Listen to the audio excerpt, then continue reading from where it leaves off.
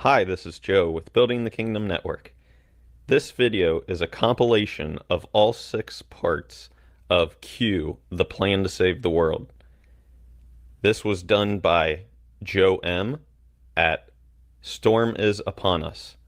He did a fantastic job with this. Share this far and wide. The world is waking up. Sit back, relax, open up your minds, and enjoy.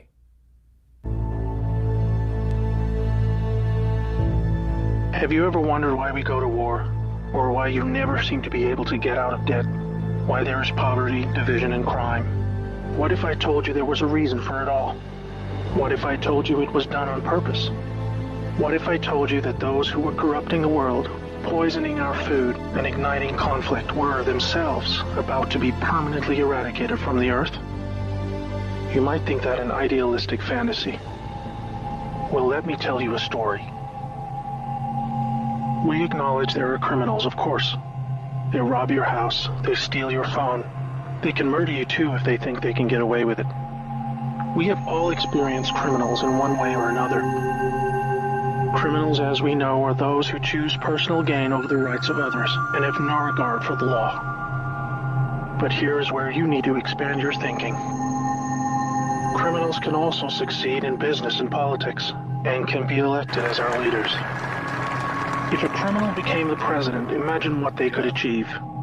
They could use the full weight of their executive power to commit much larger crimes and ensure they and their friends were enriched to the fullest extent possible. A criminal president could create alliances with other criminal presidents and then collaborate on more global criminal activities. Anything goes. Drug running, human trafficking, whatever makes the big bucks. The 20th century was turbulent with war, economic disaster, famines, and displacement. We have always accepted these things as just human nature, and simply the way the world works. Something inevitable, and due to the weaknesses of human nature that drive us to these actions. This is where we were all tragically wrong. You are not a criminal. I'm not a criminal. So how can we just assume that it is human nature that is driving all this pain and misery? What if it wasn't human nature at all, and as a result of something more deliberate? We were taught that capitalism was the cause of a massive rich-poor divide and the reason for poverty, which in turn is the reason for war, crime, and starvation. Others were taught that communism, the system of equal wealth across all people, was really to blame for the mess. But you see, folks, it is none of these things. It is not our nature to fight and be racist. It is not in our nature to rob from others. What you must learn is that it was the criminals all along. Yes, they got power. More power than a criminal should ever have. They rose to the top of media companies that control our news and entertainment. They ascended to the top of the banking system, also to the Oval Office, to Brussels, to the Vatican, to the Crown. They crept in quietly. They became leaders of agricultural companies who have control over our food supply. Also big pharmaceutical companies, the ones we trust to help us when we're sick. Nobody stopped them, and they just recruited more criminals to help them. First, they accumulated the world's wealth. They invented a system of money called central banking, which lends money to governments with interest, placing countries into eternal debt. People's wealth got less. Their wealth got more. Much more. When a criminal is already as rich as they can get, then protecting their ill-gotten gains becomes the priority. Angry citizens tired of being poor are a major obstacle and can revolt if they suffer enough. The criminals needed to prevent this. So they diverted attention to the last remaining competitor, the people of the world. You and me. We were not happy being ruled by criminals and having to work 3 jobs just to survive. They know we won't accept it. So they use their control of the media to set black against white, woman against man, young against old, Muslim against Christian. They convinced us we were the problem so that we would fight and destroy ourselves. To get it done faster, they attacked all aspects of humanity that make us strong. Like family, using their influence over culture. They popularized lifestyle choices that led to a surge in broken homes, lost youth, and substance abuse. I could talk all day about how else they deliberately weakened us, and it would turn your stomach.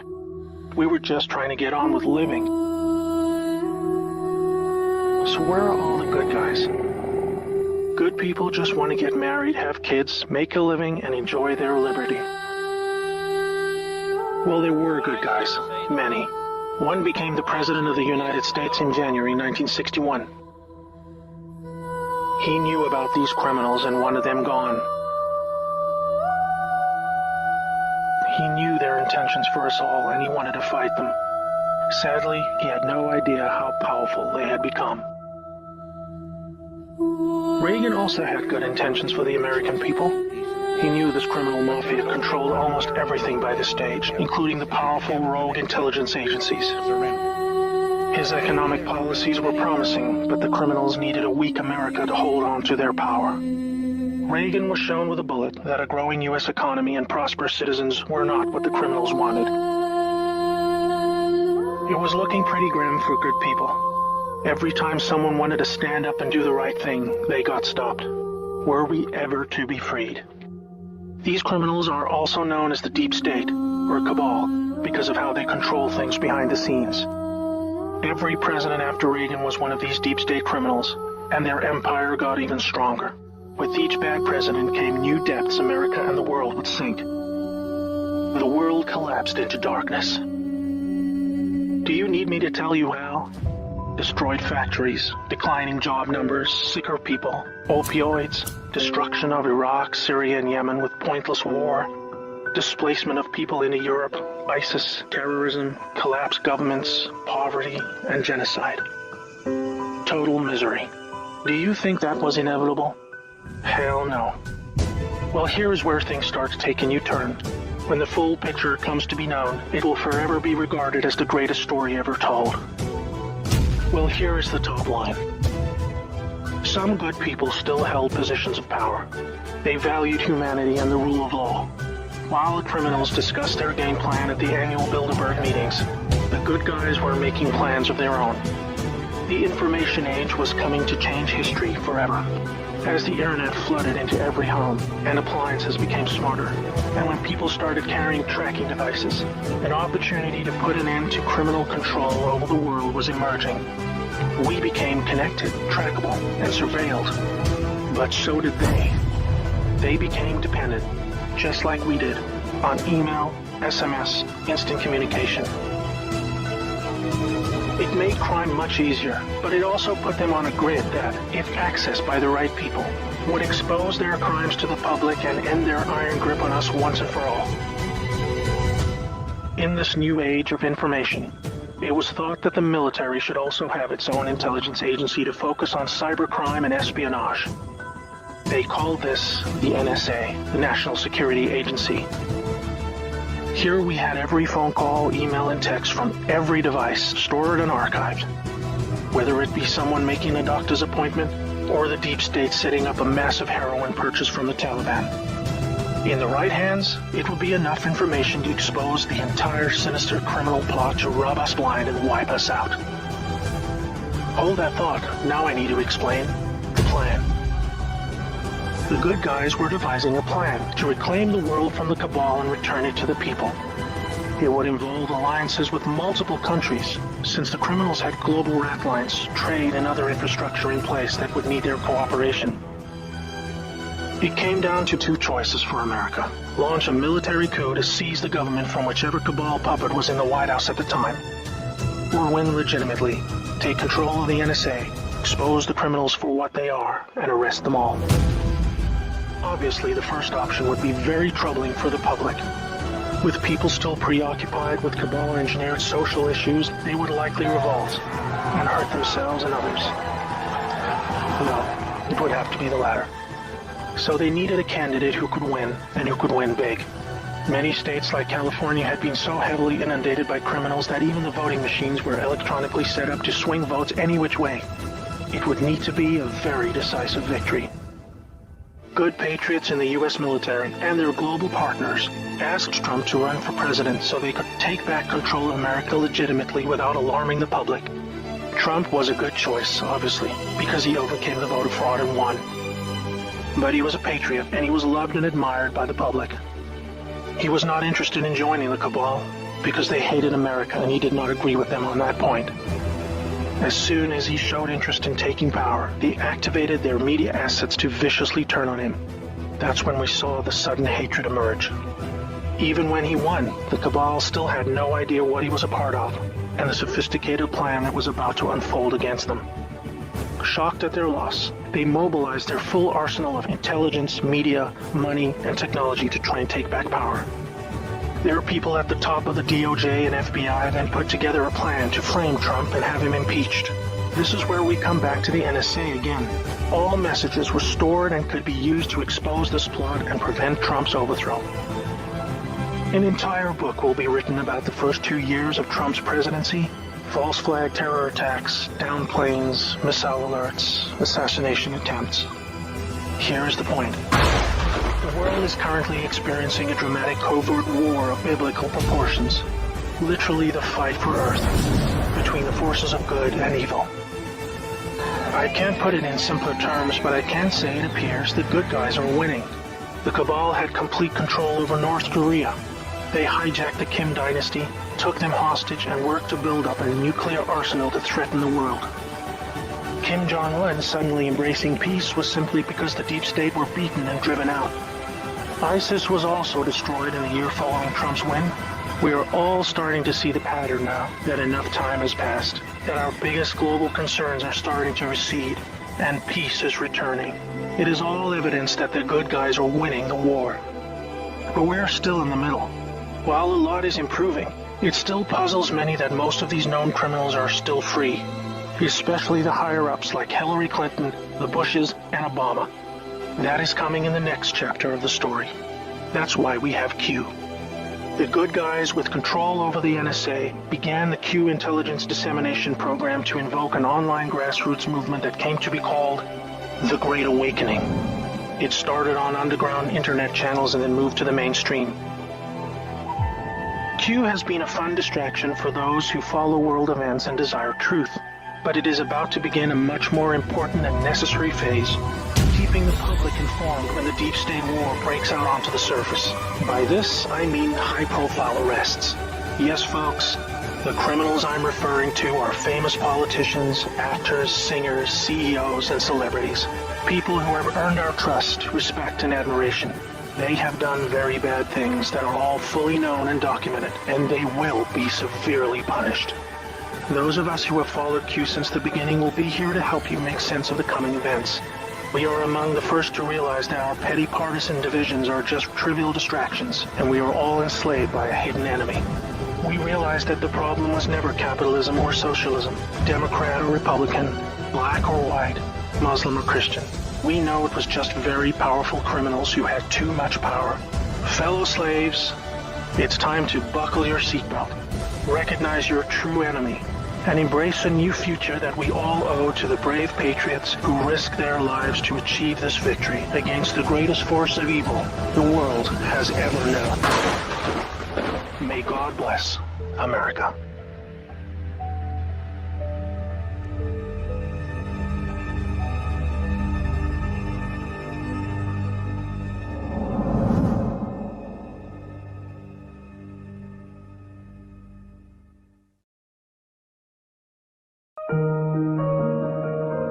Something is going on. Some of us see it, some of us feel it. It's time to expand your thinking. You will need to reset everything you thought you knew about the world, about the people you trust, about history, about yourself. Let me tell you a story. For a very long time, our world has been under the growing influence of a vast transgenerational criminal mafia that was able to rise up to the highest levels of power. We didn't know because they talked and acted just like you and me.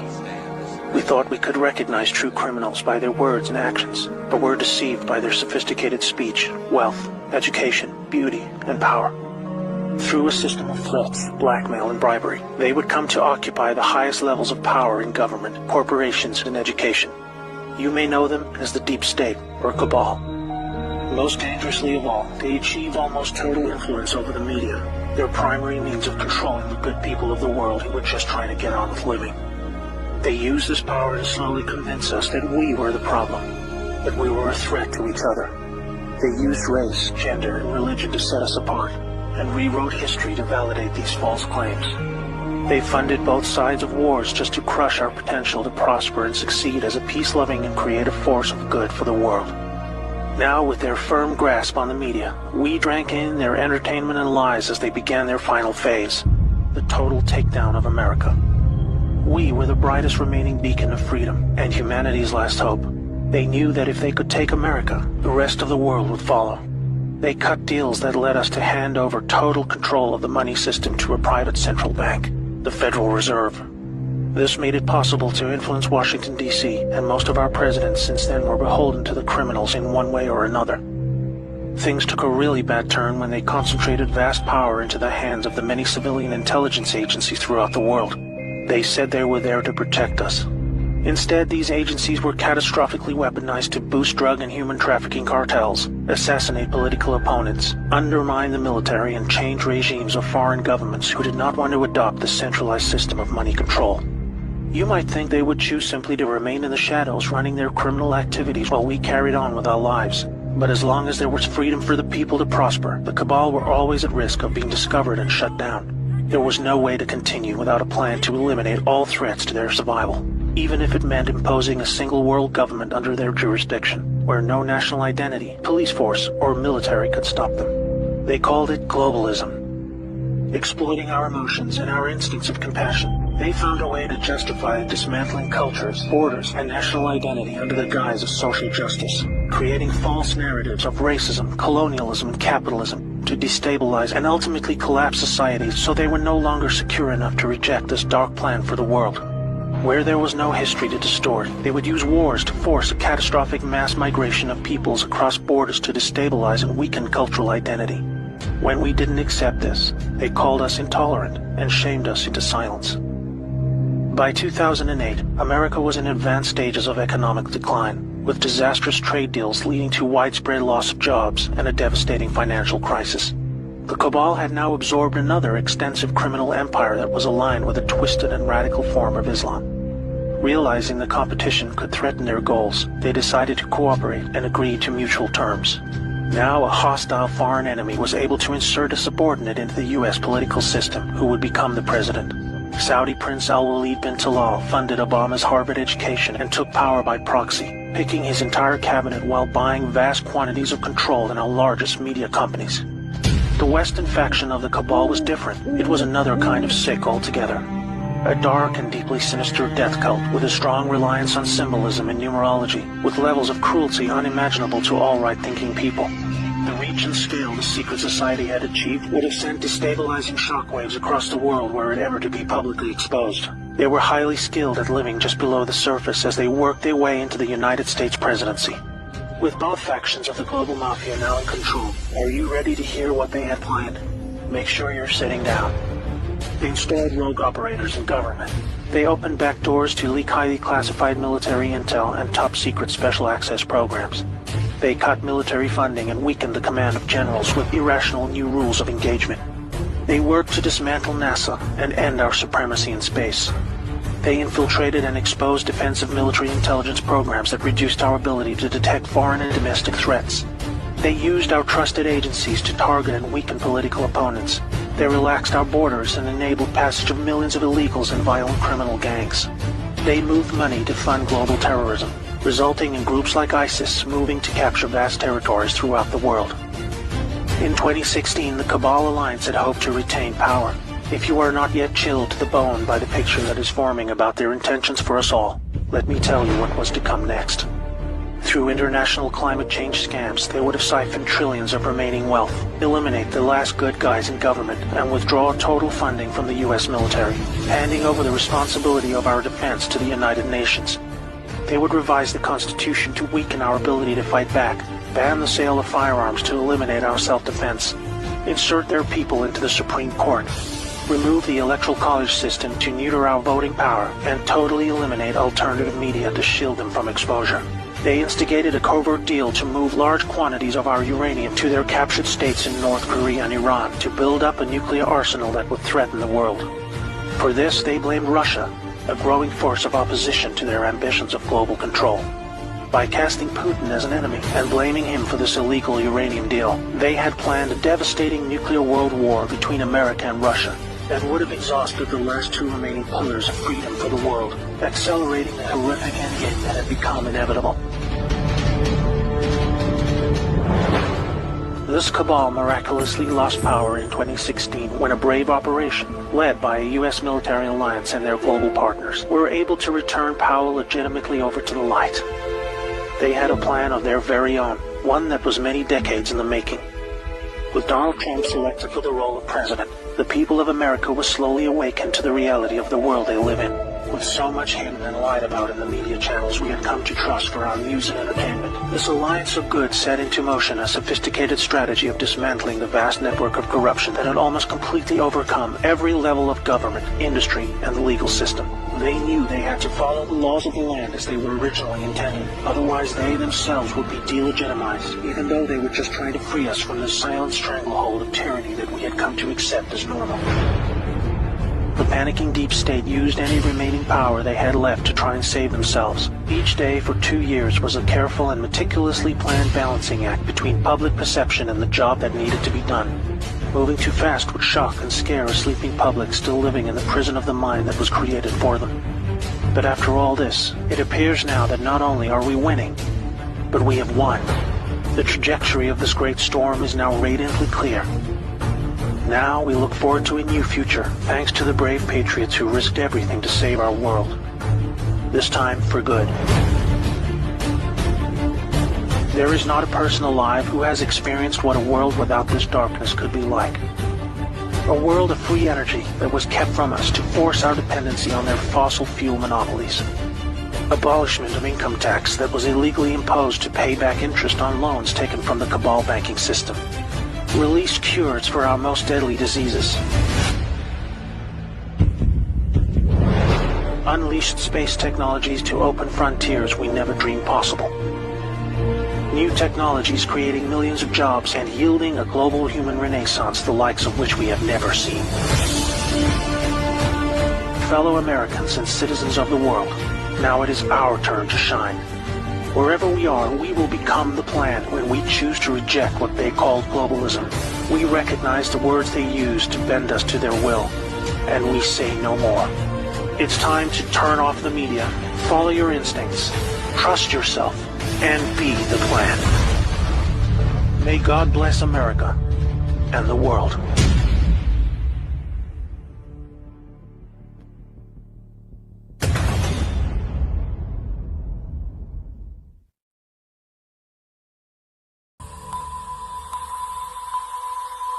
By now, you may already be aware that America was on the verge of being completely destroyed by a gang of very powerful criminals who had made their way right into the heart of power. We didn't notice because they had become our most trusted leaders, entertainers, and politicians. But then things changed. In 2016, patriots in the U.S. military took back power legitimately with the election of Donald Trump. Plunged directly into the damage and sickening destruction caused to America and the world. They got to work dismantling the branches of this powerful secret shadow government that was in the process of siphoning off America's vast wealth to their global masters. After 2 years of a dramatic covert operation that was to include the gutting of the corrupt CIA, FBI, and Justice Department, they now face the last remaining pillar of the deep state, their vast media empire. They were using this unparalleled power to confuse the people of the world and distract from their criminality and subversion. They recognized that division and hate among people was the most effective way to keep us occupied and ignorant while they robbed us blind, engineered senseless trade deals, and destroyed distant lands for their own personal gain. The mainstream media, both in America and beyond, now remains the gravest threat to the people of the world. The battle for the American soul began in October 2017 with an NSA intelligence operation that we call Q. For the first time, the people were shown the reality of the world they live in, the extent of the corruption and crime that had been destroying their society for decades. Most of all, it showed them the path to their own liberation. Finally, on July 31st, 2018, in Tampa, Florida, President Donald Trump, avoiding the corrupt media channels by speaking directly to the people, allowed Q followers to display their support publicly. This deliberate action forced the deep state media to cover the story, as not doing so would raise a level of curiosity that could lead to a devastating mass awakening. To defend against this, they joined together in an unprecedented combined global mass media assault against Q, hoping they could deter the public from discovering the truth about our world. They call it a conspiracy, a word associated with unlawful or nefarious actions, depicting Q followers as a danger to society instead of peace-loving patriots just trying to break free from the prison of the mind that was created for them. Their attack on Q was to be just one of countless knowingly false narratives started and pushed by the criminals that control our media. They said Trump colluded with Russia to win the 2016 presidential election. They said he was a puppet to Putin. They claimed he would hurt relationships with our allies.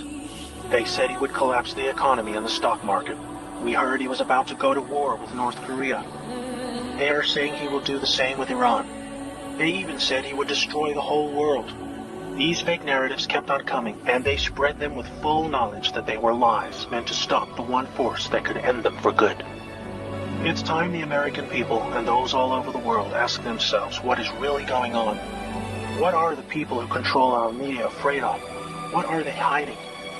If you look, you will discover that the fake news media is not free or independent. You will see it is just a propaganda arm of the deep state. You will discover the names and faces of the cabal agents who have colluded to destroy our republic and bend us to their will. They want you divided. Divided by race. Divided by religion. Divided by political affiliation. They want this because divided you are weak. Together you are strong. It's time to research for yourself. You will find many things, among them an unprecedented number of sealed indictments filed in preparation for a mass arrest event. You will also discover an unprecedented list of corrupt CEOs who have recently been removed from their posts. You will see the same in the Senate and in Congress. And you will see the same at the top of the FBI and the Justice Department. This movement is not about one person or a group of people. It is about we, the people. The world is currently witnessing the largest mass treason event in living history. But instead of being fearful, we should be filled with hope. Instead of fighting among ourselves, we should face our only true enemy, the criminal deep state and their once invincible mainstream media apparatus. Do you want to free yourself? It's easy. Follow Q and turn them off.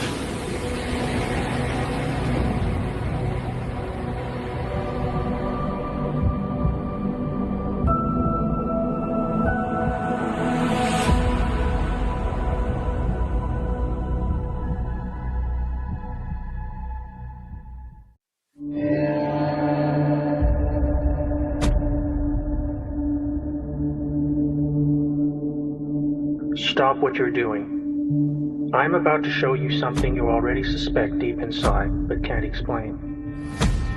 The United States of America is currently in the midst of a war. Not the kind when one country attacks another with missiles or tanks. Not like warplanes dropping bombs on our Pacific Fleet. Not like a hostile neighbor launching a surprise invasion across our borders. Instead, we face a cruel and merciless enemy who invented a whole new type of war, one that threatens us now more than all the bombs in the world.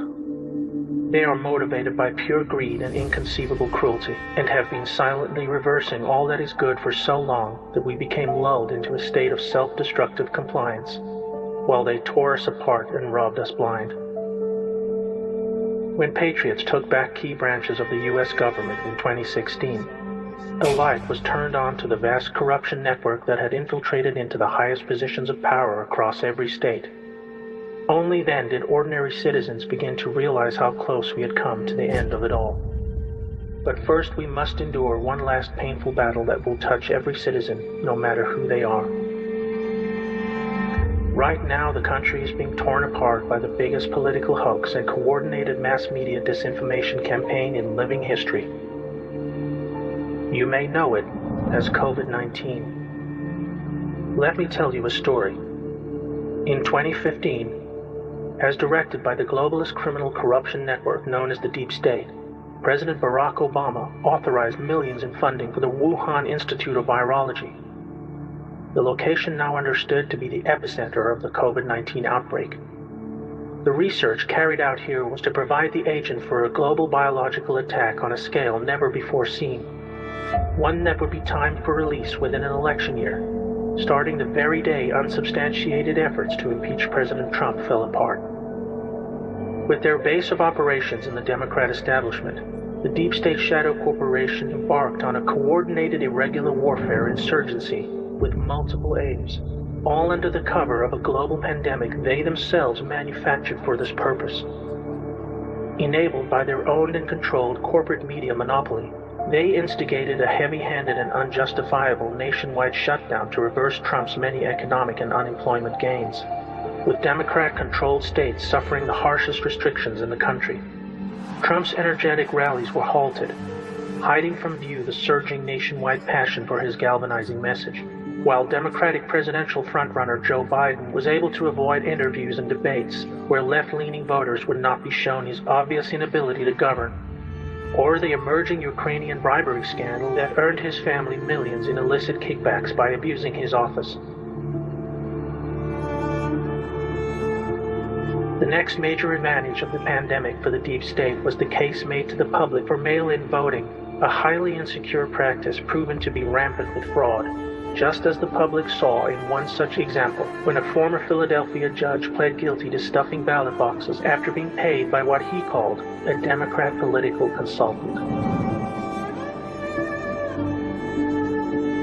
With a rapidly rising death toll needed to make the case to the public for even harsher control, normal influenza deaths for the year were recorded as COVID-19, artificially inflating the numbers. But this was only the beginning.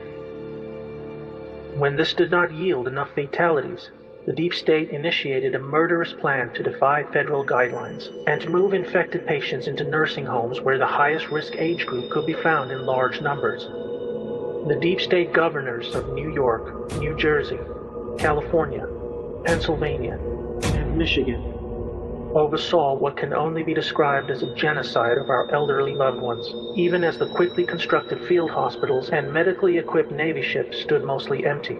This horrendous act cost the lives of over 50,000 people, but gave the insurgency a death toll that would stoke the public fear needed to push ahead with their goals. In these dark times, when people had little else but the comfort of community in their faith, this too was forcibly halted when simply going to church was banned across the country under the guise of public safety. Depression and loneliness became the new epidemic, all designed to create the social conditions needed for what was to come next in their despotic plan to fracture the nation and hold on to power.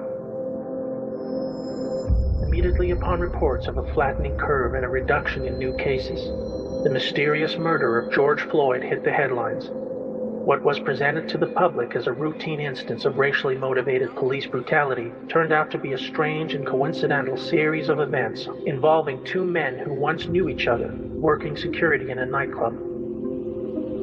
This event provided the justification for the next chapter in their coordinated insurgency against the United States. The goal was to inflame civil unrest along racial lines on an emotional platform of social justice. A divided house cannot stand, and the enemy knew this all too well. Black Lives Matter was funded and designed by the corrupt Democrat establishment as a social weapon to draw crowds of well-meaning protesters into harm's way, using them as human shields while they pushed a savage insurrection on city streets. This was intensified even further by folding in the violent paramilitary group Antifa, who were given a free pass by Democrat mayors and governors to loot stores, smash up small businesses, and assault innocent bystanders. The public were shown in explicit detail how Democrat leaders refused to protect local citizens, choosing instead to provide an open road for the anarchists to destabilize civil society, allowing the innocent to be indiscriminately injured and terrorized. Knowing that lawless chaos would accelerate their aims, they began calling for the elimination of police, while evicting the National Guard, who were made available to protect the public against the worst of the violence. D.C. Mayor Muriel Bowser even called for the elimination of the White House fence, just days after a close call by rioters who attempted to breach the perimeter. And on June 22nd, Democratic Congressman Adam Schiff proposed a House bill to amend United States Code Title 18 that would prohibit the use of military force in the event of civil unrest, an obvious attempt to weaken the Commander-in-Chief's ability to defend the public from the planned insurrection which was intended to play out over the weeks and months leading up to the election. Attorney General William Barr has appointed the U.S. Attorney in Connecticut to investigate. The pandemic was also providing cover of a different kind. Taking place behind the scenes at the Justice Department is a far-reaching investigation into the Obama administration's weaponization of the Foreign Intelligence Surveillance Court to spy on Trump and his associates during the transition of power. With evidence now emerging that Obama officials, including Joe Biden and Obama himself, colluded to frame General Michael Flynn.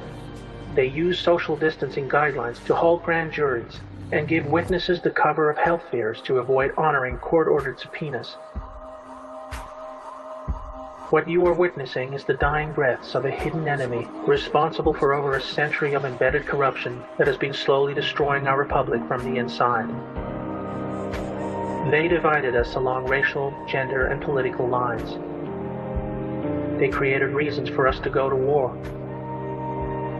They made international trade agreements that brought us no benefit, but allowed them to steal our vast wealth, driving us into a state of perpetual economic decay.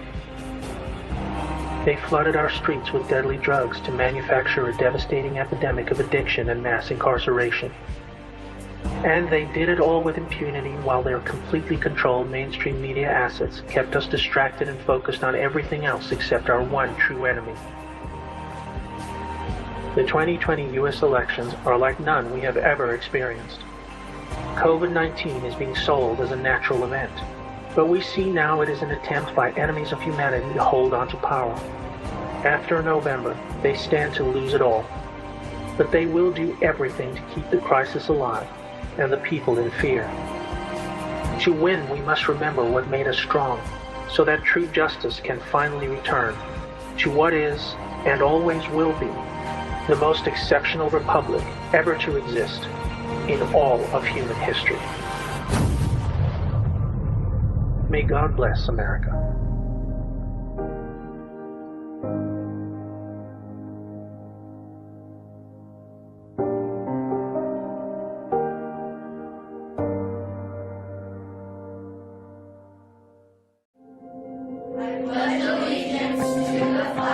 There was a time when our children stood at attention, and in one united voice recited the Pledge of Allegiance.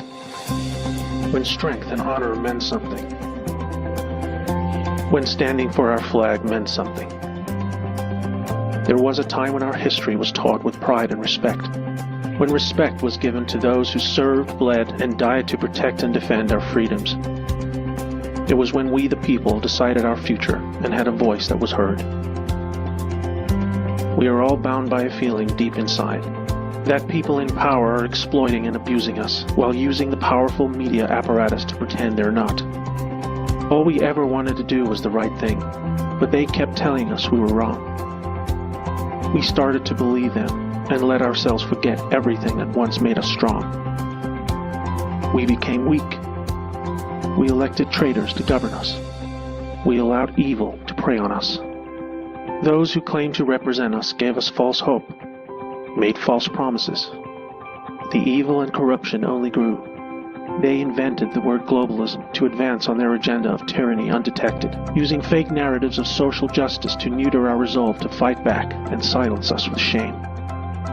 If you've had the misfortune of living through a globalist revolution, you will remember many false promises of prosperity and justice for all, but observing only poverty, violence, and death.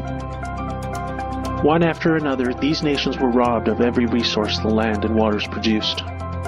Citizens who would not surrender their freedoms were threatened, marginalized, or even killed. Those who did were weaponized against the rest. They blamed us for destroying the environment, for poverty, for slavery, for not going to college, or for just giving up. What you must learn is that it has always been them, a colossal global criminal class who had risen up and occupied every level of corporate, legal, and political power imaginable. In 2016, they were preparing for an endgame that was to start with the election of Hillary Clinton, and within 8 years would have culminated in nothing less than a mass global nuclear holocaust. Yet somehow, while humanity was taking its last step over the precipice of extinction, there was a miracle. You may know it as the plan. brave patriots set into motion a sophisticated military-grade sting operation against the overwhelming network of corruption that had led all the way to the top. By the time the good people of the world learned of the frightening reality they were living in, and how close we came to the end of it all, we had already been saved. Raging around us is the final phase of a vast global shadow war, not between nations, but between the forces of good and the most unimaginable of evils. They know what's coming. It is now more clear than ever. Never in our history have they been this exposed. Never in our history have they come out from the shadows to fight. The truth is clearly visible. They defend the violent criminal gangs of MS-13. They openly promote the dismantling of our borders. They said there would be nuclear war if Trump remained in office. They encouraged violence against those who spoke out. They pushed hate, war, and economic decline. They wanted to stop peace talks with North Korea. They called for Trump to be impeached, not even providing a reason. They tried to get us to hate America, and so many obeyed. But now, each day more and more, we see they are terrified. They knew this day would come. The entire world is watching. Patriots from around the world know that if America should fall, so falls the world. That's why we have Q. We the people, patriots everywhere, stand at the ready. We volunteer our talents willingly. We fight. We think for ourselves. Dark to light.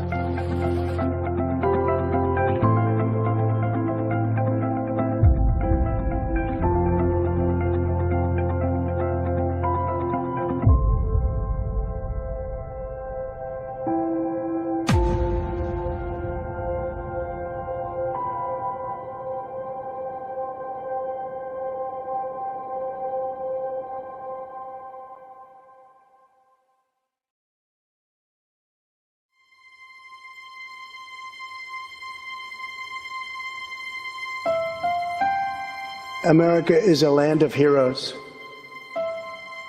a place where greatness is born, where destinies are forged, and where legends come to life. This is the home of Thomas Edison and Teddy Roosevelt, of many great generals, including Washington, Pershing, Patton, and MacArthur. This is the home of Abraham Lincoln, Frederick Douglass, Amelia Earhart, Harriet Tubman, the Wright brothers, Neil Armstrong, and so many more. This is the country where children learn names like Wyatt Earp, Davy Crockett, and Annie Oakley. This is the place where the Pilgrims landed at Plymouth and where Texas patriots made their last stand at the Alamo. The American nation was carved out of the vast frontier by the toughest, strongest, fiercest, and most determined men and women ever to walk on the face of the earth. Our ancestors braved the unknown, tamed the wilderness, settled the Wild West, lifted millions from poverty, disease, and hunger, vanquished tyranny and fascism, ushered the world to new heights of science and medicine, laid down the railroads, dug out the canals, raised up the skyscrapers.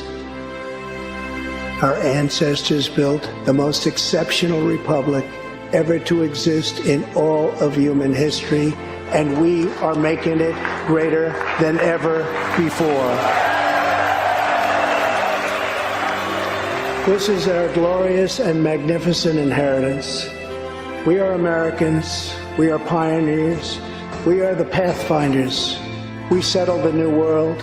We built the modern world, and we changed history forever by embracing the eternal truth that everyone is made equal by the hand of Almighty God.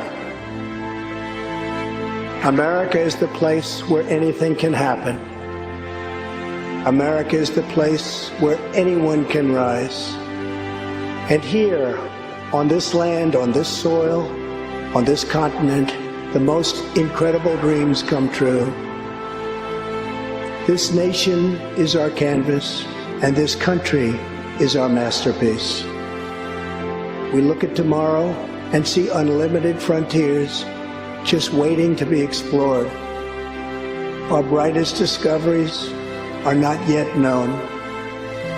Our most thrilling stories are not yet told. Our grandest journeys are not yet made. The American age, the American epic, the American adventure has only just begun. Our spirit is still young. The sun is still rising. God's grace is still shining.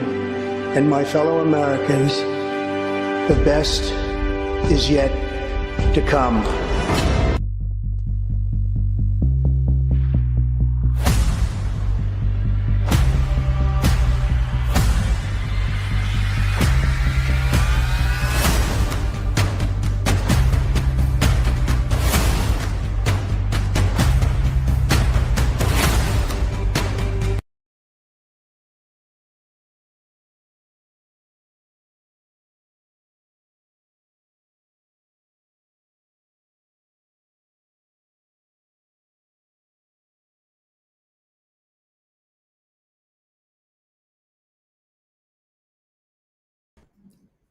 Welcome, one and all, and my apologies for the delay after that fantastic video. Joe M's The Plan to Save the World. What did you all think of that? That was also, the link is on Snedheads on, I can't remember how it comes up on your phone, but on your desktop, it's going to be audio. I'm going back with, let me see, hold on. Can you guys hear me all right? It was really, really tinny when I picked up on this last night, I noticed. Right? Isn't that cool? 5.5, awesome. I want to see if I can get my mic back and working here, and I'll let you know as soon as I do. So, when you realize, my friends, how long this plan has been in effect, it really is it really is a wake-up call in terms of, like, it makes you realize just how intricate it is, not just from a standpoint of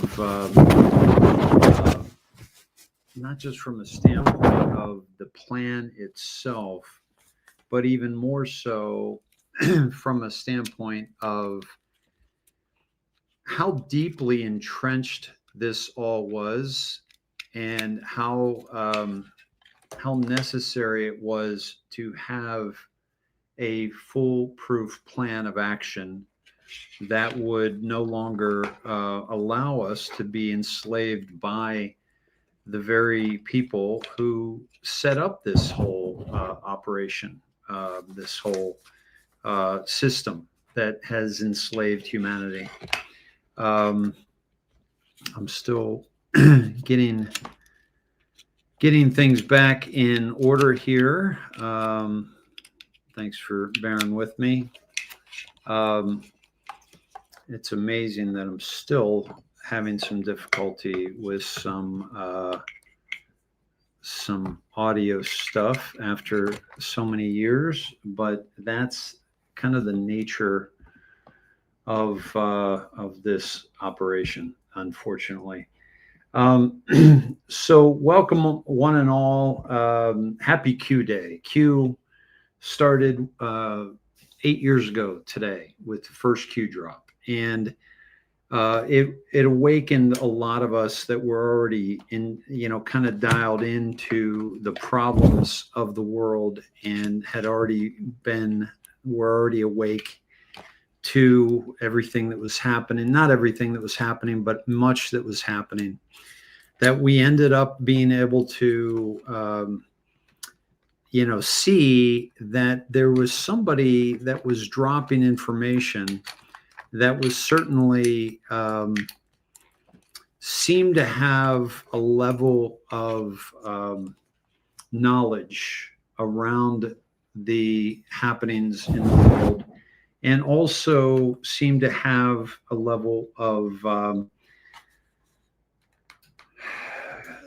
power that they could actually maybe even do something about it.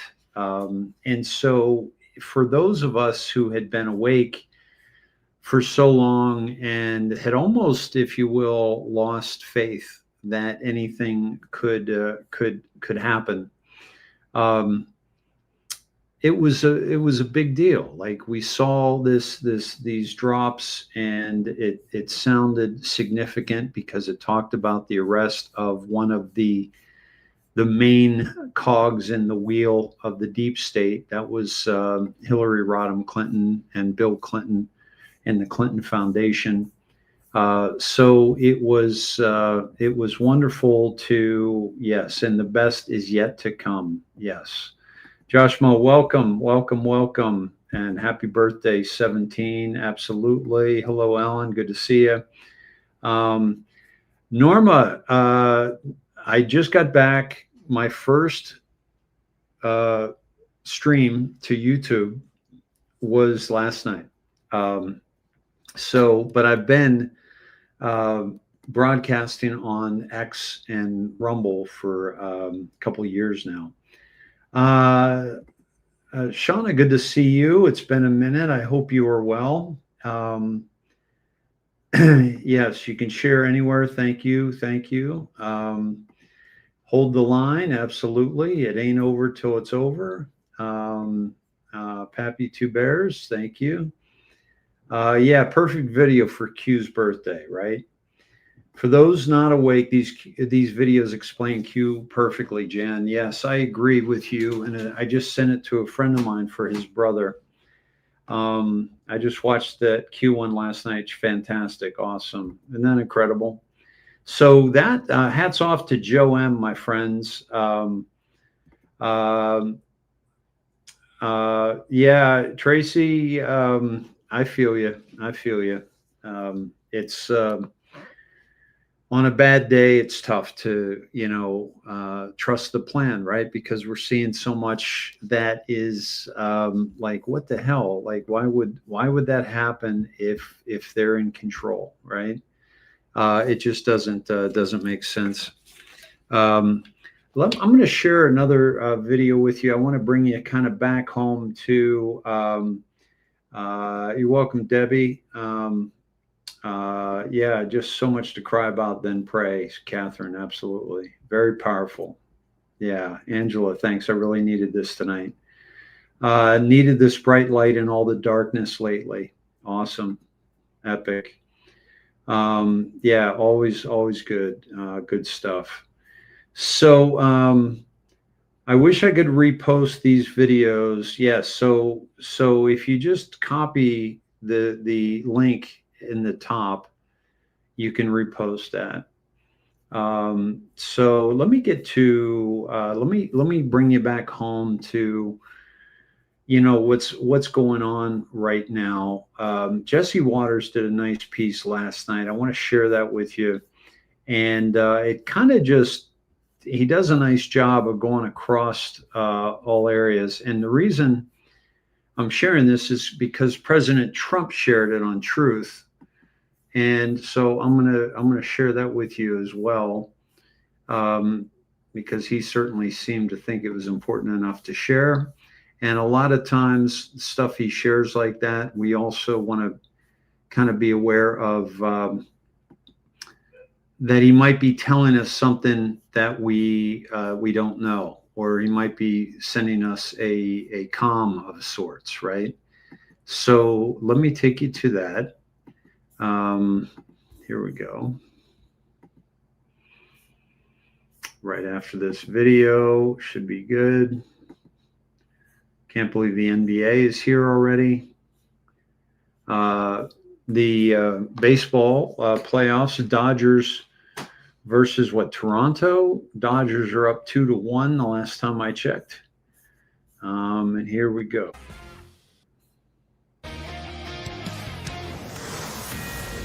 Fox News alert, we're expecting the president to appear momentarily in Tokyo with the Prime Minister of Japan, and we'll bring that to you live when we get it.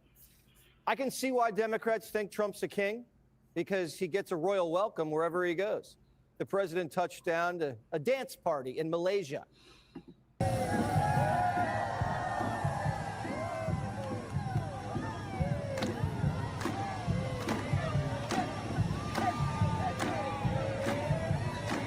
Correct me if I'm wrong, but when Obama went to Malaysia, they didn't play the theme song from Rocky, did they?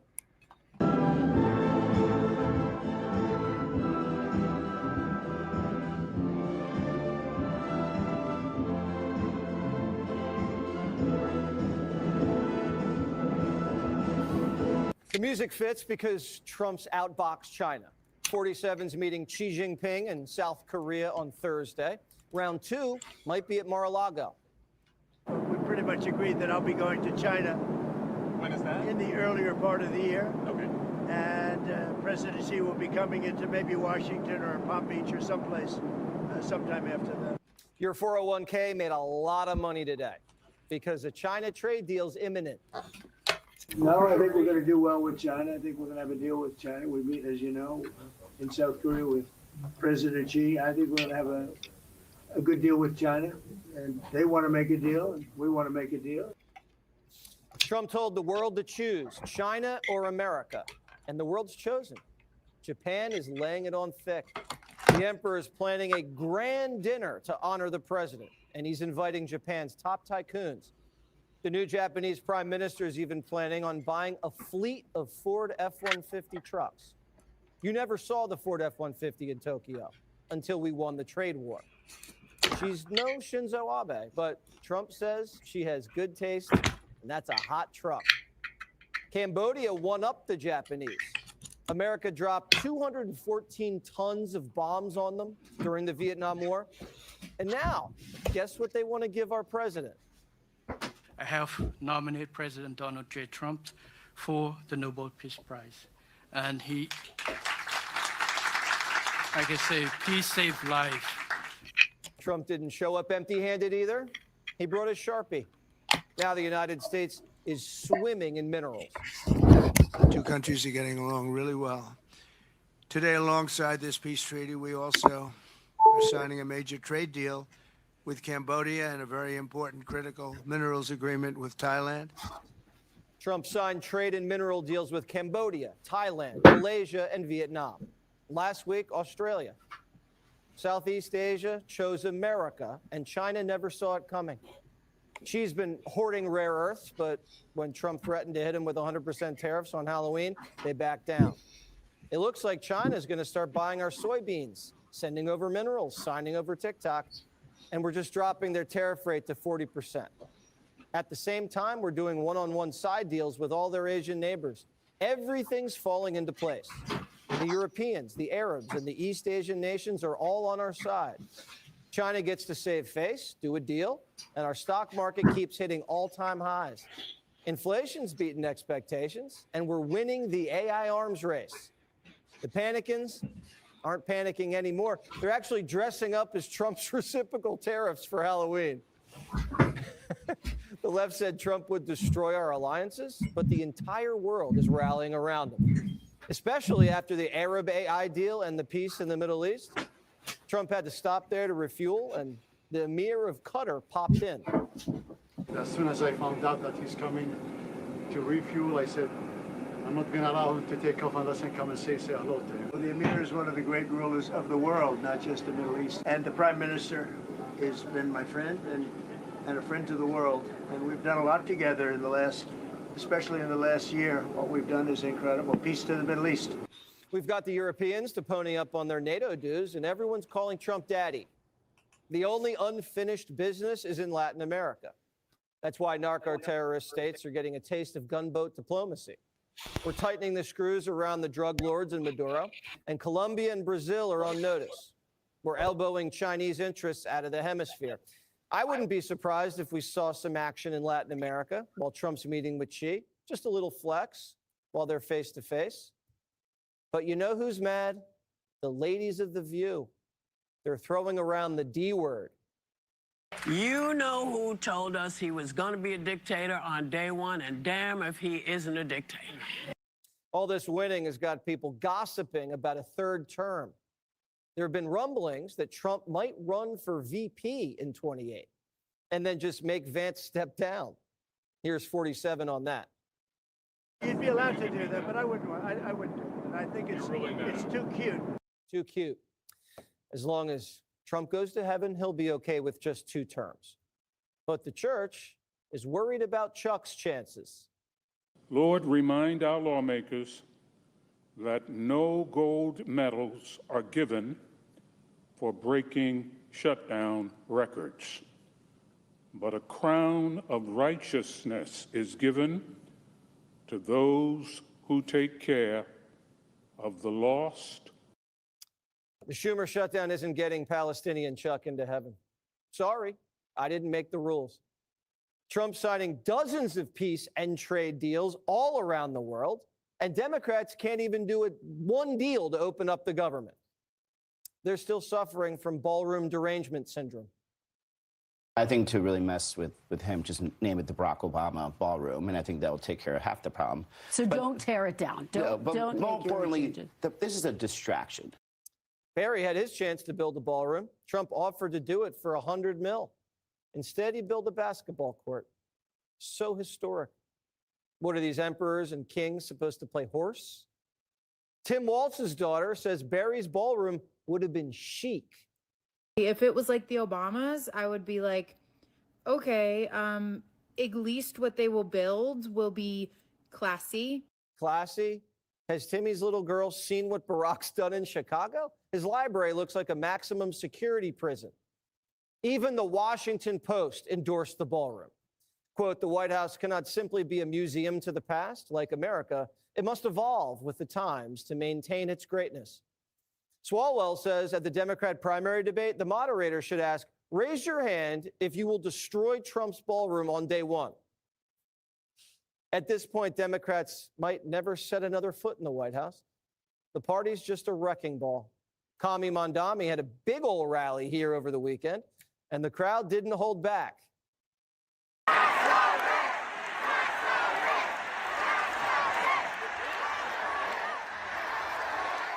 AOC and Burn Dog threw Zoran a little fiesta.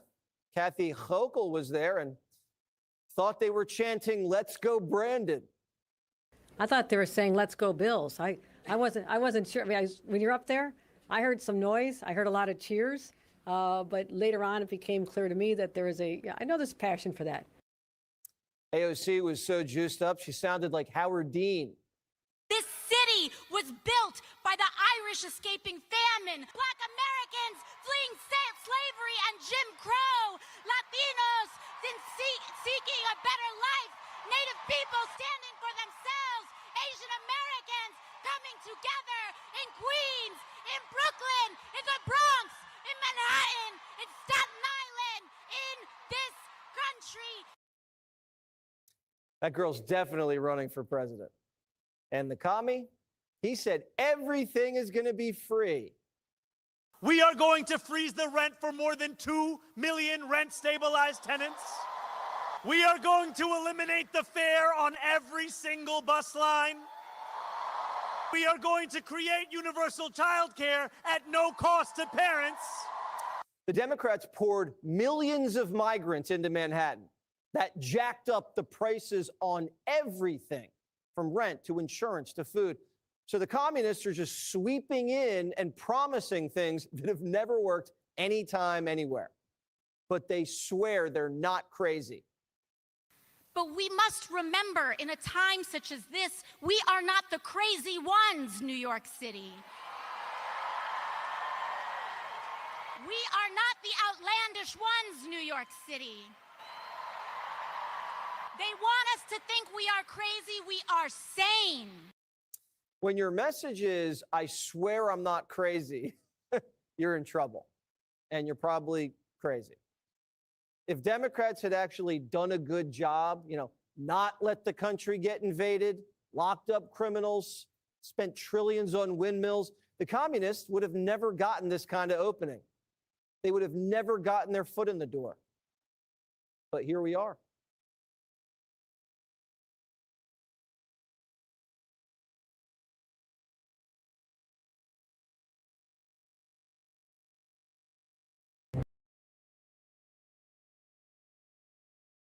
All right, my friends, let me know if you're getting any static from this mic, please.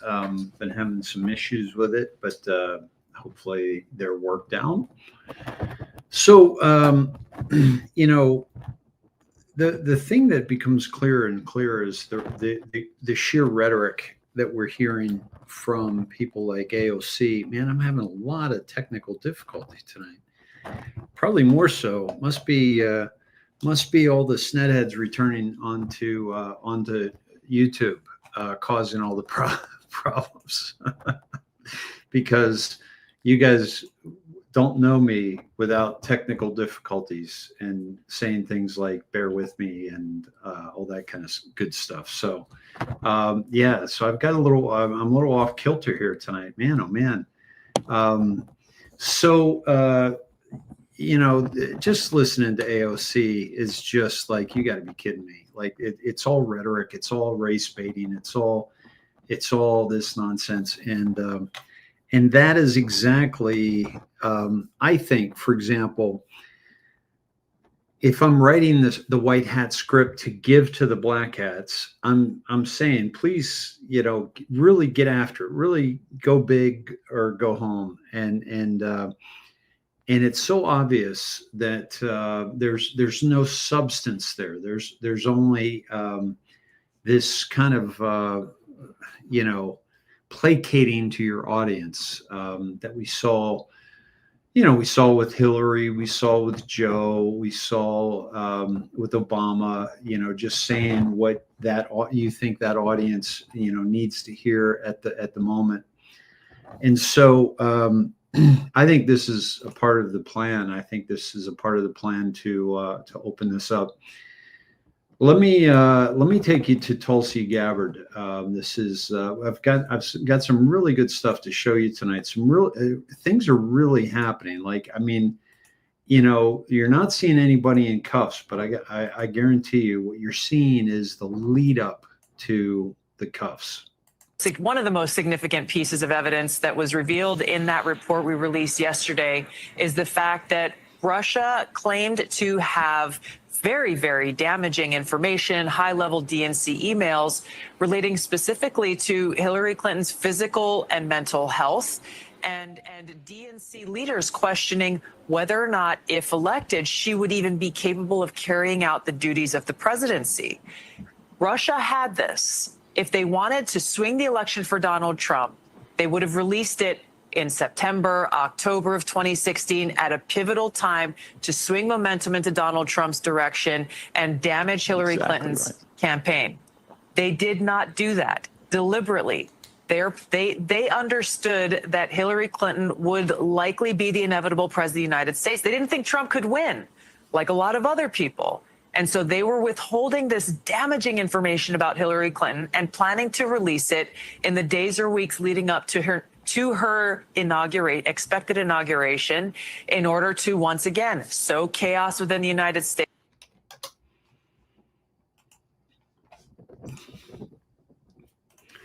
This is what we're seeing is the biggest scandal in history is slowly being peeled away. The FBI hiding this information, this plan to take out President Trump that was in the video, the Joe M video. And this is also happening here, which is the, let me get to it here.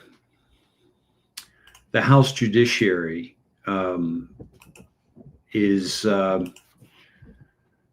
New documents prove that Benny Thompson and Liz Cheney were working hand in hand with Jack Smith. The partisan J6 committee provided transcripts, documents, and text messages, all to take down President Trump and his associates. This is to Jack Smith from Benny and Liz Cheney. Earlier this week, the Select Committee to investigate the January 6th attack on the United States Capitol produced to you 16 interview and deposition transcripts along with exhibits associated with those transcripts. Today, we are producing to you documents that were produced to the Select Committee by Dr. John Eastman from his account at Chapman University and text messages produced by former White House Chief of Staff Mark Meadows. Along with the latter, we are producing a staff-created spreadsheet of the Meadows text that contains additional information from privilege logs that Mr. Meadows provided to the Select Committee, as well as names linked to telephone numbers where the Select Committee could identify them. The names linked to telephone numbers were not provided by Mr. Meadows, but were instead based in some cases on only publicly available information. The Select Committee will continue to provide materials to your office on a rolling basis. So they were, providing all this to Jack Smith. As you know, the Select Committee to investigate J6 attack is concluding its investigative work. The Select Committee will soon issue its report, which will be available to public. We also want to make evidence we have gathered available to the Department of Justice. We are beginning today by producing 16 transcripts of interviews and depositions taken by the Select Committee, along with the exhibits associated with those transcripts. As we continue to conduct the remaining work of the Select Committee, we also plan to provide you with additional evidence as soon as possible. So this is when they get to the bottom of all this, you're going to see the trail of these people and their attempt at creating something out of nothing, and keeping any information like the videos that they kept away that disprove their whole synopsis of the events. And so many of those who were fighting for their lives that had been kind of really put into bad situations where they were imprisoned and they were treated poorly, etc. And what's happening is we are seeing that even they couldn't produce those videos in their defense, which is unheard of. Here is Democrat Lisa McCain, and it's kind of a Freudian slip here as to what she says. Cameras. Republicans are actually out in their districts working. Just take a look at the video that we've been playing all morning. Right? Don't let the facts get in the way of the good story. Republicans, like the colleagues you see behind me, have been in their district working for the American people who are suffering from this Democratic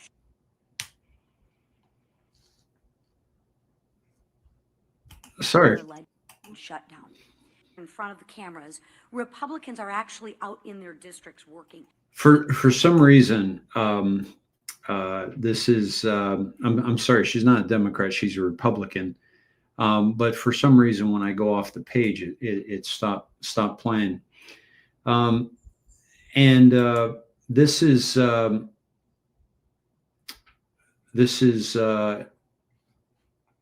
let me see. Let me get to this.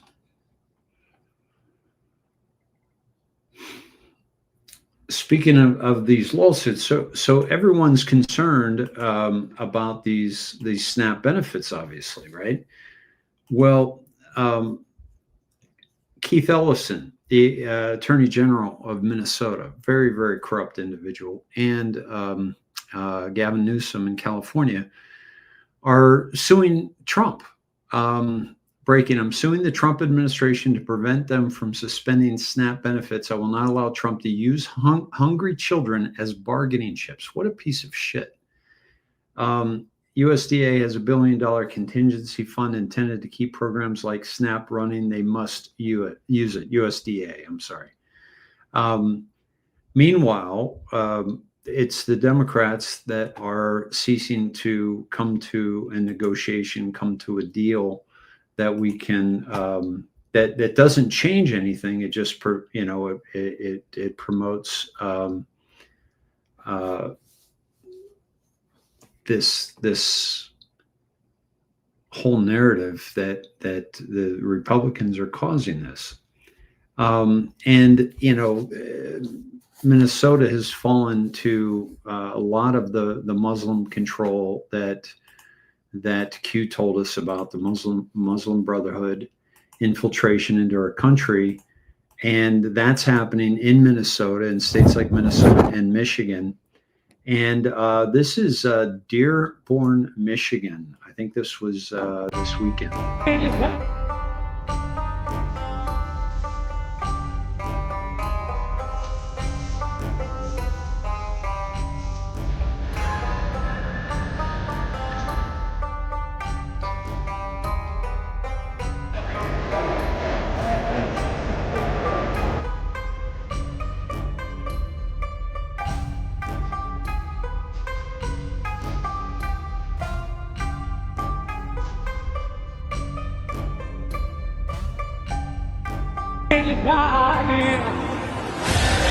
And like it says in the video, not one American flag. Pretty tragic. So Minnesota, Michigan, places in Michigan, places in Minnesota have absolutely fallen to this plan, by the way. Just like we have the plan to save the world, the Muslims have a plan to take over the world. And we're kind of blind to all that. And it's really tragic. Speaking of new scum, okay, SNAP, only 30% of recipients are American, Diana says. That's unbelievable. That's why we have to get to the bottom of it. I'll check that out. But speaking of Gavin, he was challenged, and here, this is when they don't have scripted talking points. It's very clear when they're caught with their pants down. Governor, why is it okay for you to take money from a felon? And you know that the way you frame that is going to lead me to ask you to flesh. Your office is aware of my question. I've tried to schedule time to talk with you about this. I don't know what you're PG&E was convicted of 6 federal felonies in 2016. After that, you took more than $200,000 to help get elected. How should people trust you to be running the show to come up with the solution? I wish you luck with whatever you're working on, but that's a strange question. Well, I know it's a strange question. It's a strange time, but there's a convicted federal felon making campaign donations in this state to our duly elected leaders, including the speaker, who took almost $9,000. Look, we're trying to focus on It's a serious question. You don't think people want an answer to that? It might make. We are focusing very, very collaboratively on addressing the issue of not only one IOU that went bankrupt, but the prospects of 2 IOUs going bankrupt. The prospect that 2 in Southern California will have a downgrade in their bond rating. Well aware of the issue. Is it okay for you to take the money from them with the felony conviction? They're still serving their sentence, for crying out loud. We have additional questions. Governor, I've got a policy question about the wild card. You're not going to answer. You're not going to answer the question. I don't know what more I can say that will. You can say whether you agree it was okay to take money from a felon, and will you give it back? We have additional questions. I know you have additional questions. All right. Policy questions about the wild card bill. But just 2 quick questions about the wild card bill, sir. Governor, you seriously won't consider giving PG&E its money back?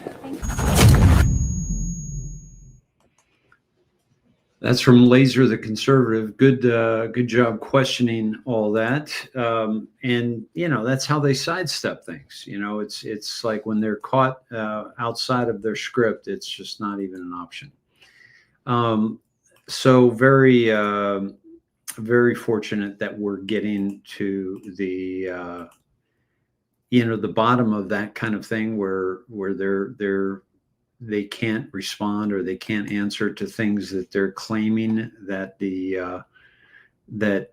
Trump is involved in, and pardons, because Biden's talking about pardons. Speaking of pardons, the House Oversight Committee has declared all of Joe Biden's auto pen pardons and executive actions null and void, releasing a 100-page report calling on the DOJ to launch a full investigation into the legality of Biden's pardons and executive actions.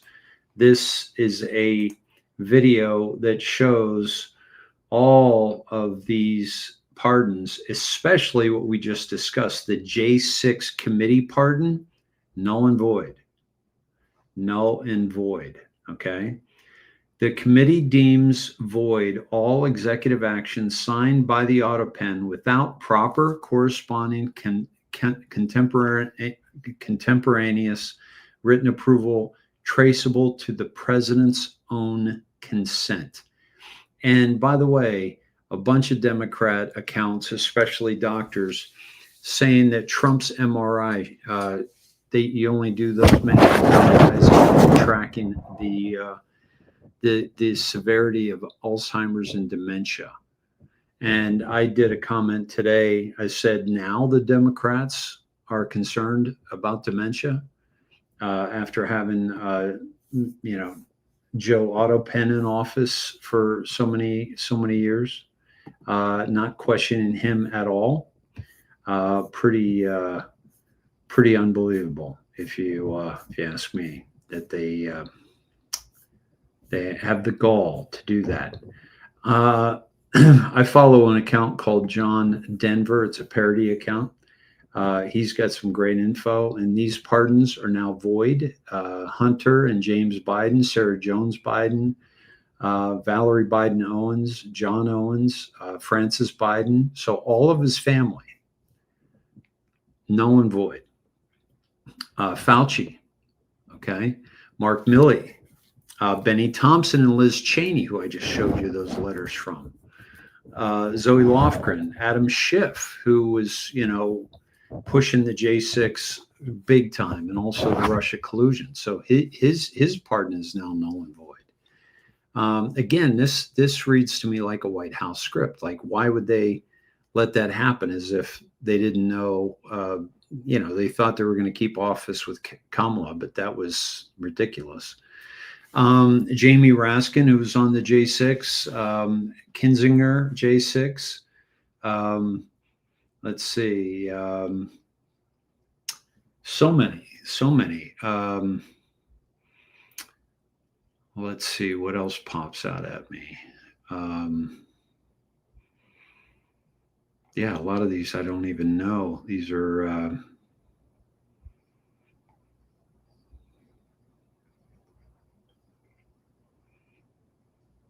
but look at all these. All these are no longer, like they're it's not going to work.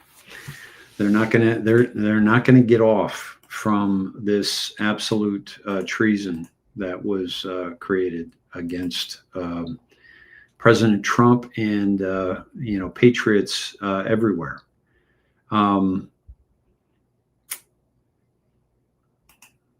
Observing Consciousness shares the following.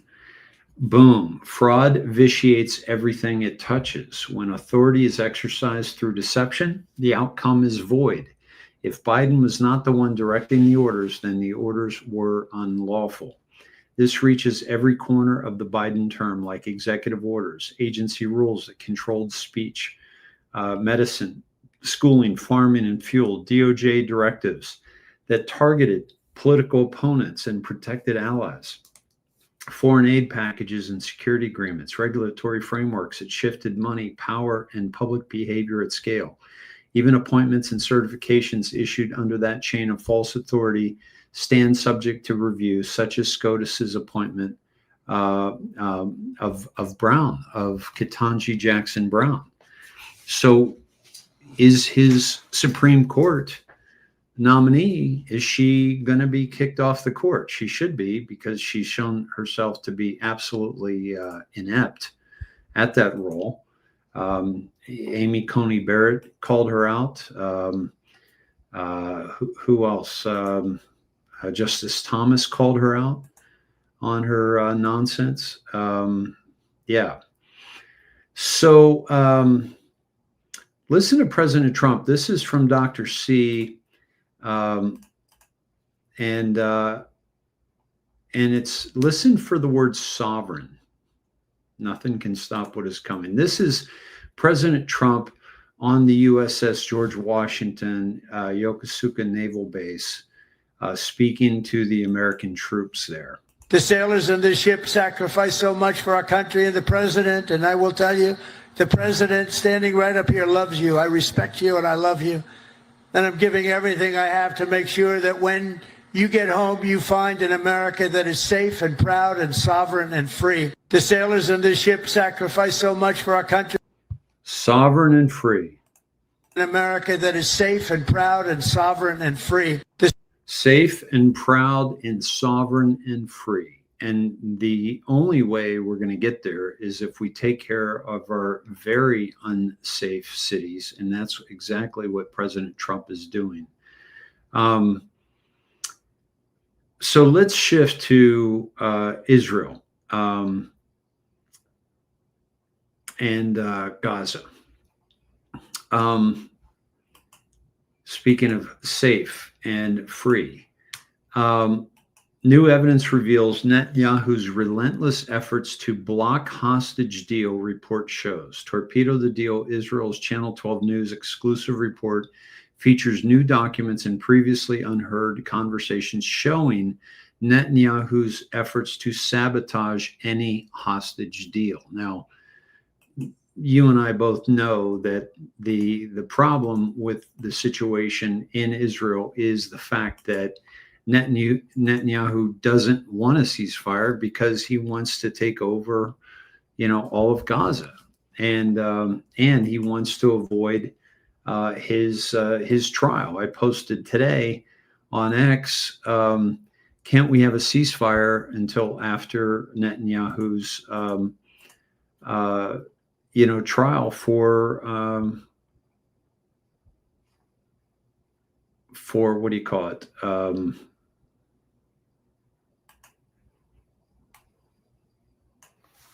Corruption that he's in presently. Okay. This is Hurricane Melissa, pounded Jamaica. Actually, let me stay on the Israel situation for a moment. Then I want to get to that. But basically, what we're seeing is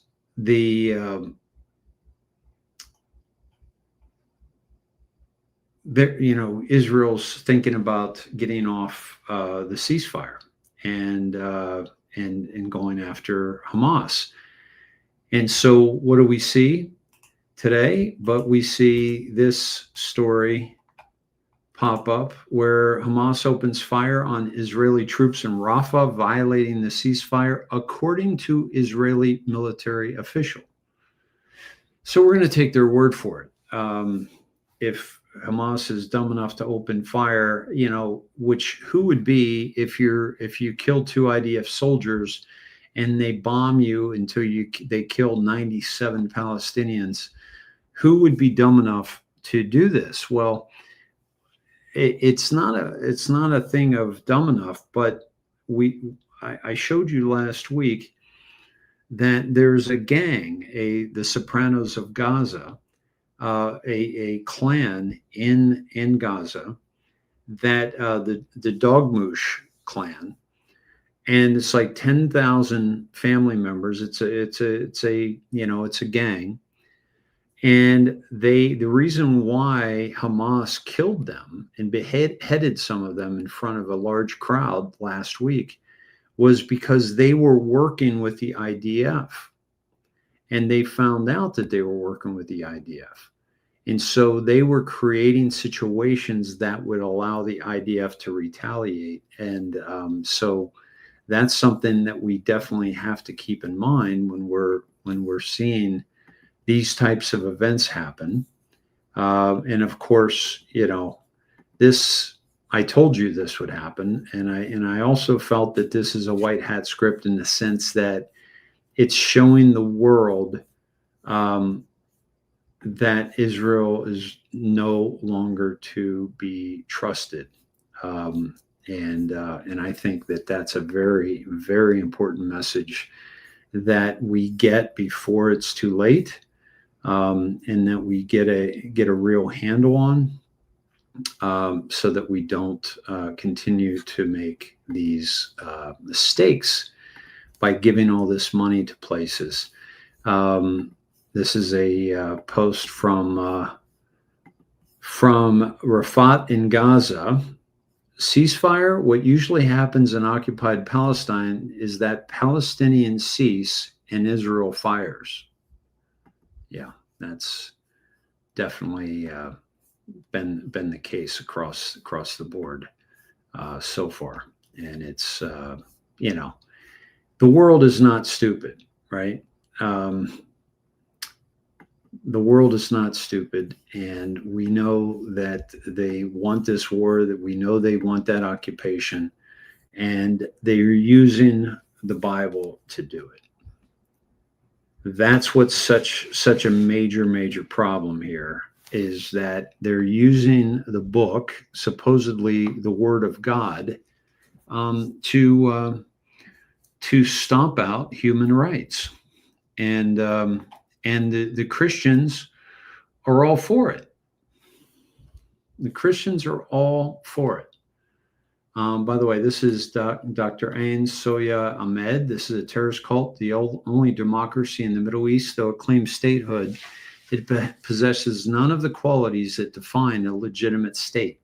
A genuine state upholds international law and protects civilians. This defies both, without question. And I'm reposting that to my my timeline. Wow. So yeah, so much going on, my friends. By the way, let me do a quick plug. If you want to get your name on the wheel this week, please do so. You're going to find it. You're going to see. This is what it's going to look like for those who are new to the modern Sned Shed.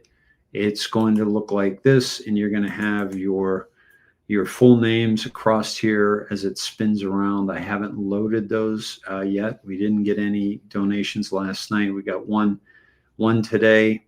So please, if you would, to support this program, I need your support. This is 100% listener supported, and no money from Israel, no money from Qatar, even though I told Lisa Loomer and Dinesh D'Souza and others today in my post that that I am actually getting paid for my anti-Israeli post. I'm getting a Qatar for each post, and spelled it as quarter. It looks better on paper, but yeah, this is what's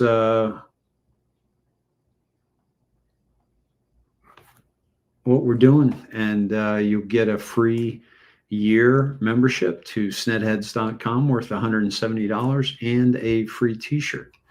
And I'm going to mix that up. I'm going to start doing some different offerings down the road. So this may be your last chance for a t-shirt and a Snedheads membership. Just going to keep it fresh and juice it up a bit, and keep you on your toes.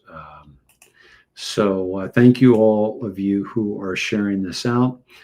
I want to take you to Secretary of War Pete Hegseth and what he's saying about these kinetic strikes in the against the drug traders. He said yesterday, at the direction of President Trump, the Department of War carried out 3 lethal kinetic strikes on 4 vessels operated by designated terrorist organizations trafficking narcotics in the Eastern Pacific. The 4 vessels were known by our intelligence apparatus, transitioning along known narco trafficking routes and carrying narcotics. 8 male narco-terrorists were aboard the vessels during the first strike. 4 male narco-terrorists were aboard the vessel during the second strike. These male narco-terrorists were aboard the vessel during, a total of 14 were killed during the 3 strikes with 1 survivor. And there were 3 on the last one. All strikes were in international waters with no U.S. forces harmed. Regarding the survivor, U.S. Southcom immediately initiated search and rescue standard protocols. Mexican SAR authorities accepted the case and assumed responsibility for coordinating the rescue. The department has spent over 2 decades defending other homelands. Now we're defending our own. These narco-terrorists have killed more Americans than Al-Qaeda, and they will be treated the same. We will track them, we will network them, and then we will hunt and kill them. And here's the video of 2 of the boats.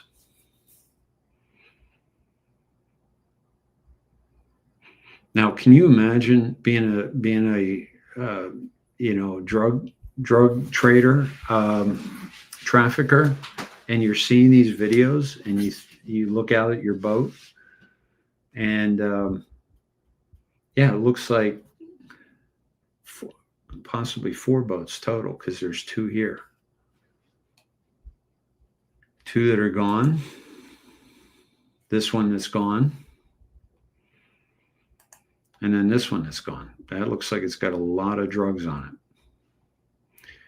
And President Trump even said last week, for every boat that they kill, they save 25,000 Americans, right? Thank you who have joined, for those of you who have joined Snedheads. We're at 655 members right now. Private social network platform that I highly, highly recommend. The show is on there right now, as you can see.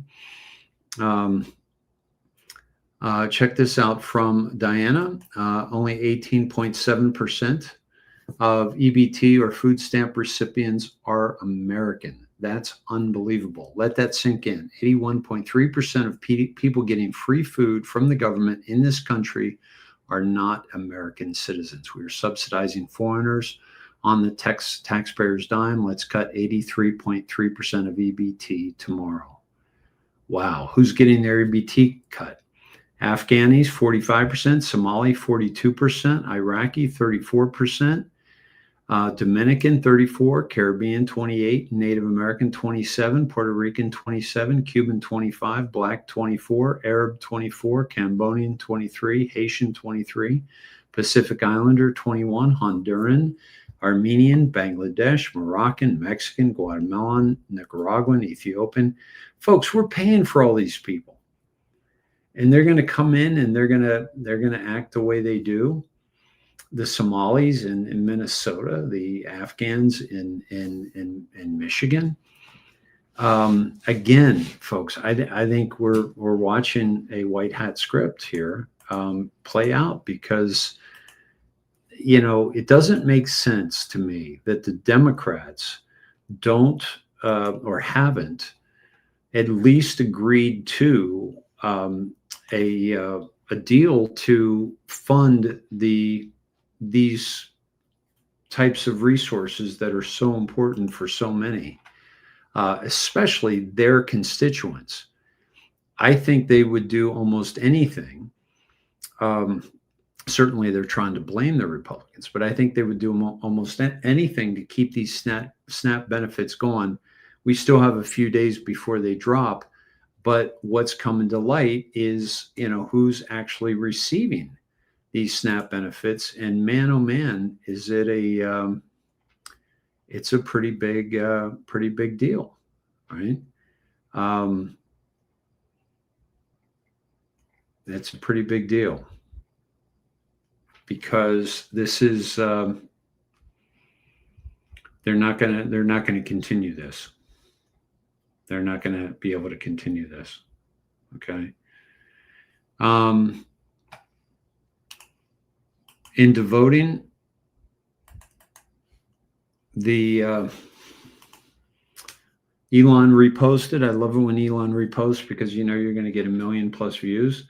The real amount of illegal voting is vastly greater than this. Consider that California and New York banned the use of ID for voting. They legalized fraudulent voting. Mike Lee said non-citizens sometimes vote, far more often than many on the left have been willing to admit. Congress must address this by passing the SAVE Act now. Spread the word if you agree. Ohio uncovers over 1,000 non-citizens appearing registered to vote, sends cases to DOJ for prosecution. Secretary of State Frank LaRose says 167 individuals appear to have cast ballots in federal elections since 2018. 2018. Jason Shavitz comments, I thought this never happened.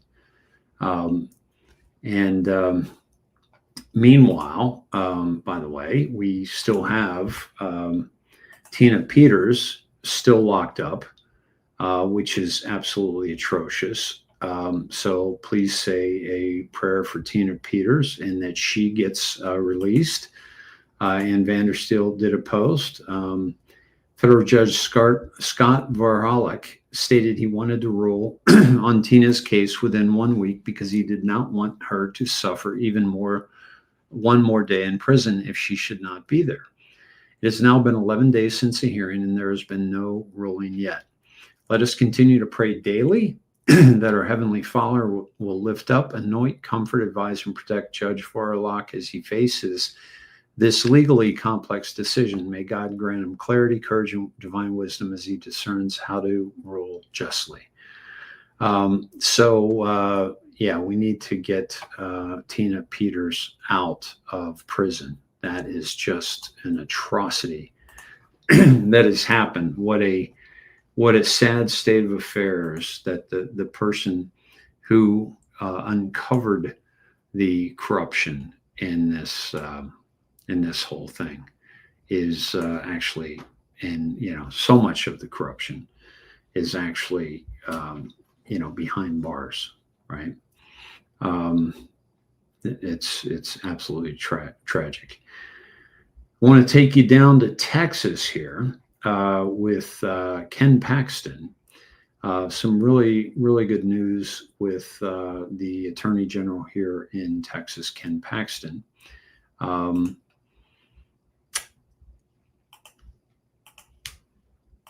Here we go. Attorney, what is that? Oh, that's the thing. I'm suing Big Pharma manufacturers for deceptively marketing Tylenol to pregnant mothers despite the known dangers to unborn children. By holding Big Pharma accountable for poisoning our people, we will help make America healthy again.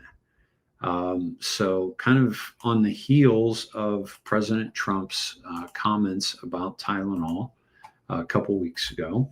And then that information has come out, and that information is very damning for the pharmaceutical companies. And so we're seeing for the first time for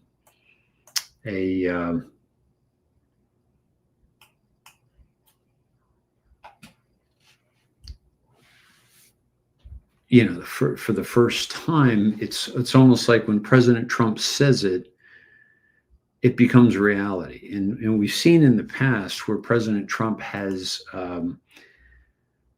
Q has even said, has there been a time when something that POTUS has said did not come true? And the answer is no. I mean, he's like, he's playing 5D chess. Everything he's saying is coming to fruition.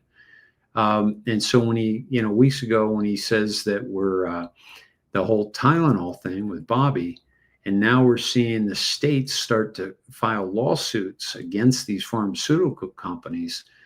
Trump started that train, without question. Without question, Trump started that train. I want to show you this really cool. This is Flanonymous WX, and he got a video inside the eye of Hurricane Melissa. This is what it looks like inside the eye of the storm.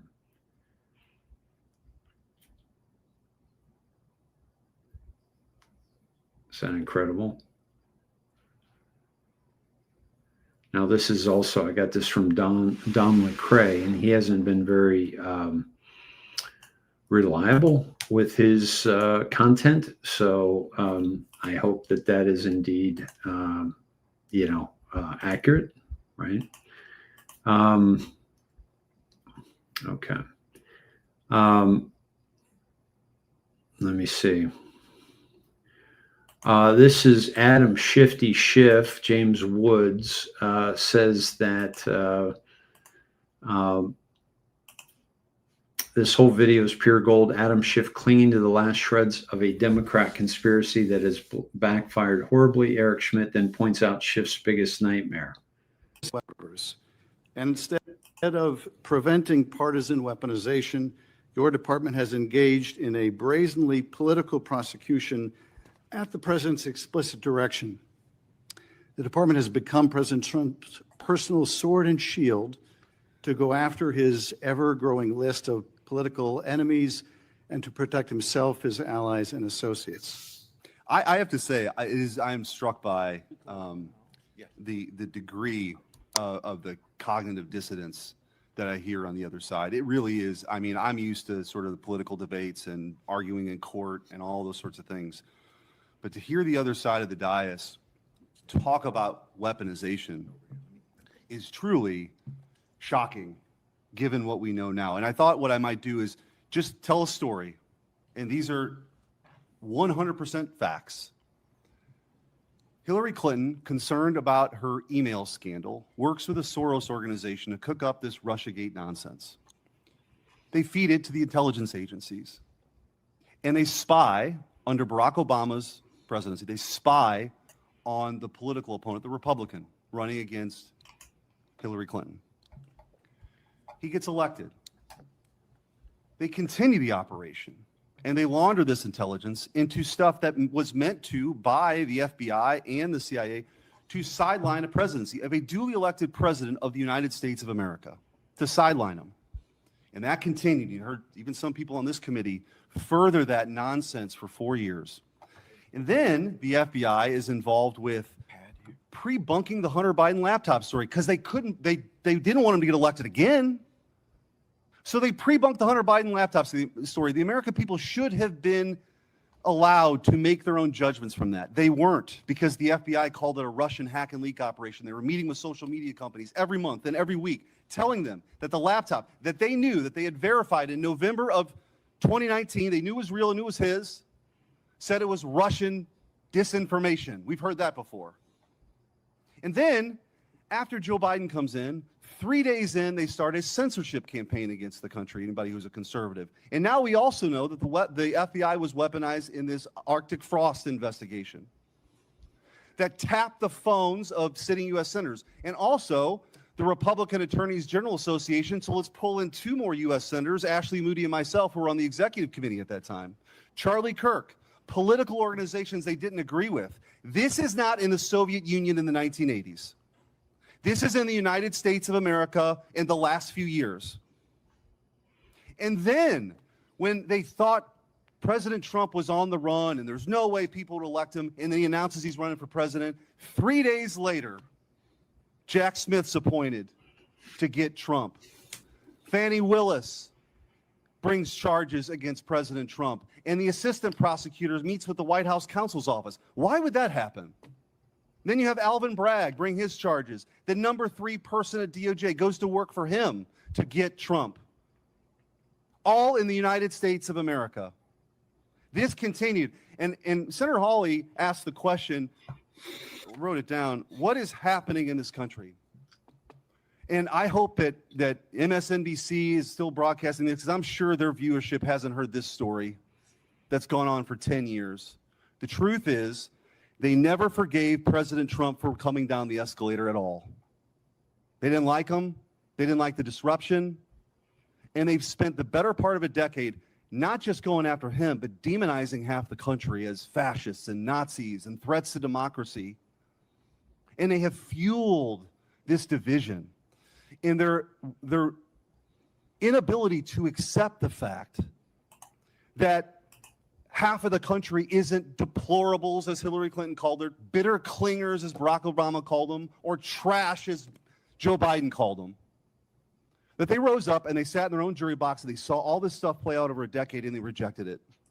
And now you have come in to clean that up, and you are doing a great job in doing that.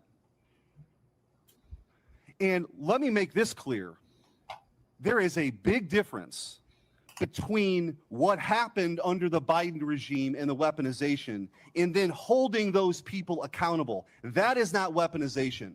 If that doesn't happen, this will happen all over again. So your job, as you talked about in your confirmation hearing, is so important that this never happens again. And holding people accountable who are part of this conspiracy is absolutely your job. And I'm also taking, you don't have to comment on this, your unwillingness to answer questions that have come up. I am led to believe, as a former attorney general, that that might mean there's an ongoing investigation. You don't have to talk about it. The statute of limitations may have run on some of this stuff, but not on a conspiracy. And if you're a co-conspirator in mile marker 1, even if you want to get on the exit ramp in mile marker 5, you are liable for the conspiracy in mile marker 10. And we are at mile marker 10. I caught my stepson spying on me in the shower. We're at mile marker 10. And it is absolutely, thank you, Margaret, for the donation. Much appreciated. Great to have you back in the Sned Shed, my dear. My companion on J6. We saw it all, and it was pretty amazing. And Margaret was instrumental in getting me to J6 as well. So thank you, Margaret. And it's pretty interesting that we reconnect on a day today, which is all those pardons for the J6 committee that Biden put forward, knowing that they were illegal as hell, okay? Illegal as hell. And that those people would absolutely need a pardon. And they're not Instead valid of preventing because of the fucking auto pen that again, folks, you got to ask yourself, more white hat trickery here, because my goodness, the fact that that we're seeing this the way we are, right? We're seeing the way the way these things unfold. I showed you the one frame of video where Hunter was on this side of the stage, and then in a dissolve frame was on this side of the stage, and I showed you that there's no way that was shot live because it was a live dissolve. And there's no way he would have been able to jump over the stage, and it was in the same frame of video. So we knew that the inauguration was not legitimate. We knew it wasn't on the proper time for that. Thank you, Margaret, for your $50 donation. Much appreciated. We knew that, we knew that he wasn't the same Joe Biden we've seen for 47 years. It's some guy in a mask. We don't know who, but did an amazing job, by the way, Oscar-winning caliber job. We saw the absolute destruction of our border, selling off the border wall, allowing 20 million people to come in, putting people, somebody like Ketanji Brown Jackson on the Supreme Court because they needed a black woman. Him picking Kamala because she was black, and she was never black. She was always Indian. And she's not black at all. We find that out. So the whole thing, it just speaks to, and then of course there's the 45-47 that Trump wore proudly. He wouldn't have worn that had it not be the continuation of his presidency. In other words, how can he run again in 2028, which they're talking about? Well, they're talking about, what do you call it? Jesse Waters was just saying on his show, Some people are saying that he'd go in as vice president and then Vance would step down and he would become president again. He doesn't need that. Because once they found out that the elections were fraudulent, that vitiates all, right? But I think he's been president all along as one presidency because of the insurrection, of the infiltration of these foreign assets into the executive branch, as well as the legislative branch. And I think that this has been a continuation of Trump, but they had to show us. They had to show us, what was really going on. I want to take you to President Trump's post, his latest post here, which is pretty badass. Not his latest one, but 2 hours ago, he dropped this photo with the Prime Minister of Japan and her contingency, her entourage and his walking down the stairs. What a beautiful picture. Like, I love this picture, how she's holding on to him and she's walking down. And by the way, it's no accident that going to the Far East, what would be the number one stop in the Far East, in your opinion? It would be our biggest trade partner, our biggest ally, if you will. If things got rough, we don't want to necessarily fight China, but China would be your first stop. I find it quite interesting that China's his last stop, because what he's doing is he's getting all these bargaining chips. He's getting these rare earth deals. He's getting these deals with all these other Asian countries that would love nothing more than to take some of the business away from China, especially Japan. There's no love lost between Japan and China. The wars that they've fought in the past and the absolute savagery that China has shown to Japan is it's textbook how not to invade a country and what not to do to that country. So let me take you to this timestamp of this post, which is 8:35 p.m. And 8:35 p.m. takes us to March 4th, 2018, and it's a QCOM. President Trump knows it's Q's birthday, and he gives us a QCOM in the drops that are just flat out Q. How do we know Q is real? A white hat, not a part of the silent coup, desperately trying to take down a duly elected sitting U.S. president, because he's been proving it like this for months. Have you discovered the confirmed correlation between posts here and tweets yet? Q asked back in 2018. Fascinating.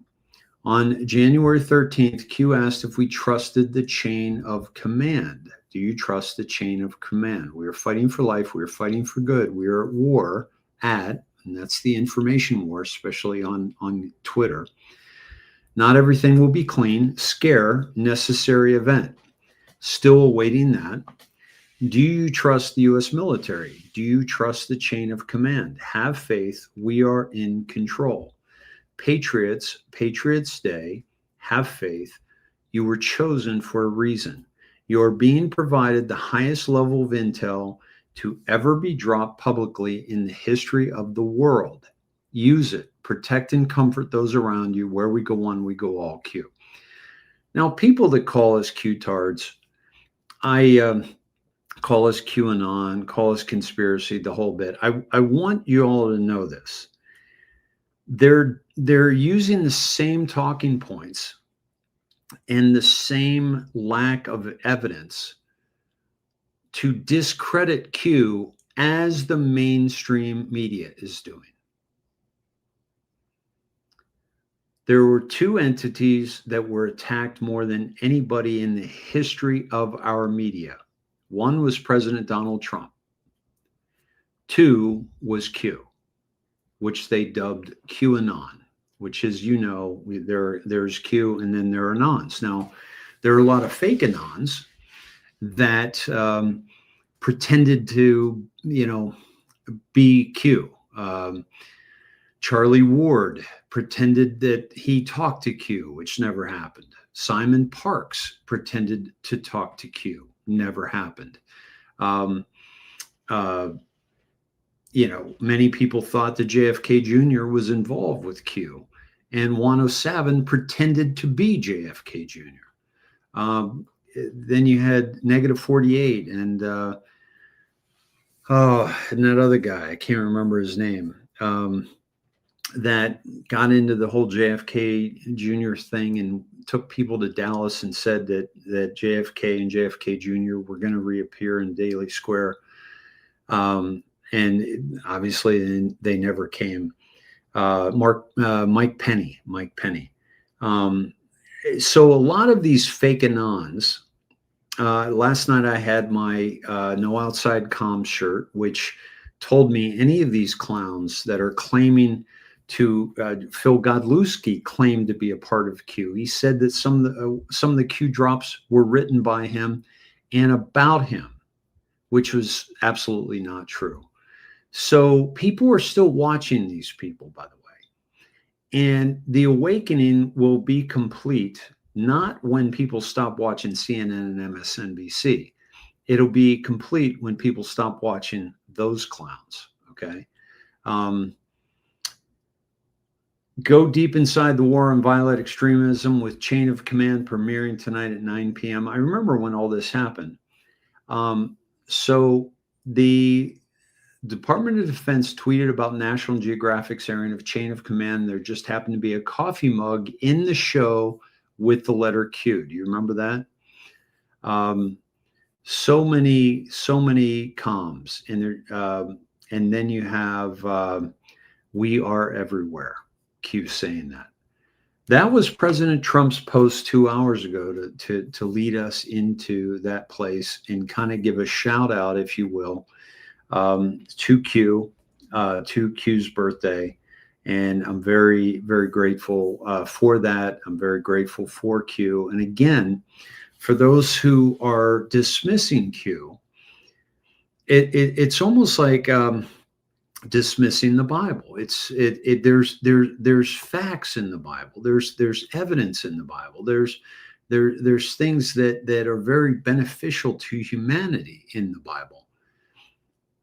So if you say, "Oh, the Bible's no good" or "the Bible's bullshit," no, you can't just swath like that. You can't just sweep accusations like that. You can say, "Wow," in Deuteronomy when they said that, you know, you shouldn't wear a different material shirt with different material pants, you should be stoned to death. Well, maybe we should call that out and say that's ridiculous, that's archaic, and we can't live our lives like that. But you can't just with one fell swoop, you know, dismiss the whole thing. And that's what these people who are too fucking lazy to actually do the work, to do the dives into Q, to understand that even if the prediction of Q arresting Hillary Clinton didn't happen on that day, or John Podesta didn't happen on that day, so we're going to throw the baby out with the bathwater. You don't do that. When you understand that Q gave us information that we never had before and exposed, you know, some clown today said to me today that on X, that what was the comment that, Ingersoll Lockwood is a CIA PSYOP. It's like, wait a minute, Ingersoll Lockwood is linked to Q. I've proven that multiple times. Ingersoll Lockwood gave us predictions. I did 3 predictions that were spot on. Tedros' mention of disease X to the day, I said it beforehand, that it was going to happen because of Ingersoll Lockwood. The H1N5 jumped from pig to human to the day, March 31st. And the Elon Musk's attempted piercing of the firmament, which he successfully did with that 33 engine rocket, with the black rocket. Ingersoll Lockwood showed us that, showed us this black object piercing the hourglass. So those were 3 predictions right there that I was out ahead of, simply because I'm paying attention to inside comms, which Ingersoll Lockwood is. And then Q is a CIA PSYOP? Wow, okay. C_A, which Q always referred to when discussing the CIA. Q exposed the CIA more than any entity in the history of the CIA. I mean, it's just ignorance. It's just ignorance. D. Boomasan is the guy's name. He's absolutely clueless about Q, and he's been taken by many grifters, and now he proposes to tell everybody who the grifters are and who the grifters are not, without giving any credibility to the people out there that have given away every show, never had a paywall, never gotten rich off this movement, which I have not, which is, why I seek your support, because your donations are the only thing that keeps these lights on and keeps me doing this work. And even that, I need to step up significantly, because I'm behind on things. So please, and again, the reason I do it for free is because if you're really struggling, I do not want your donation. I do not want your donation if you're really struggling. If you are not and you have the means, I ask for your support, because we have to shift who we're supporting and why. And we have to make sure that the echo chamber that we are living in is not the echo chamber that's funded by outside sources like Israel and these entities that are trying to skew our minds. That's why I also want you over on Snedheads, because we have done something quite substantial there, and that is, provide a platform where you can share practically anything, and you can be assured that you're not going to be censored. You're not going to lose your account. The only censorship we're going to do is you can't be an asshole. You have to be civil with people. You have to be respectful of one another. And that's what accountability does. And that's why people are using their real names. They're using their real pictures, because they know it's it's just me. It's private, it's secure. And you don't have to worry about the things you say. We are at 2 hours and 15. I want to wrap this up, my friends. I'm trying to keep the show to 2 hours so that I can do also other shorter stuff for you throughout the day. So those are the things I'm working on. And in order to do that, I need to keep this a little bit shorter than we have been doing. So thanks for joining me tonight. For those of you watching that are fans of baseball, enjoy the game, the rest of the game. I don't even know if it's still going on, but thank you all for being here. And please, smash the like. Thank you, Edward, for constantly sharing and donating. And Moonbeam saying connect on Snedheads. Let's see. It helps the thumbs up. Really, it's the least you can do, folks, especially if you're not donating. Please make that your donation. Please share if that's your donation. And also, if you want to join Snedheads, it's free to join and read and get the content right now. But if you want to post and really interact, do video calling that is secure. It's $17 a month, and that's do we need another social media site? Well, when you see what's happening on these social media sites and how they're using AI to manipulate, and they're using bots to manipulate, especially X, by the way, with all the pro-Israeli stuff, you understand how important it is to have a small town community social media site where you can also go on and you can do all kinds of research, which is amazing. It's got some great research tabs there. So please check out snedheads.com. Go on for free, check it out. And if you want to join, then you just add money to your wallet, and then you hit subscribe, and you either do the 17 a month or 170, which is 2 free months. 2 free months for the yearly. All right, my friends, thank you for being here. And I will see you tomorrow night at 8 p.m. And much love to you and yours. And be safe and keep your head on a swivel, because a scare event is necessary. These SNAP benefits are coming due. And I think at that point, we're going to see if they haven't. And I think this is part of it.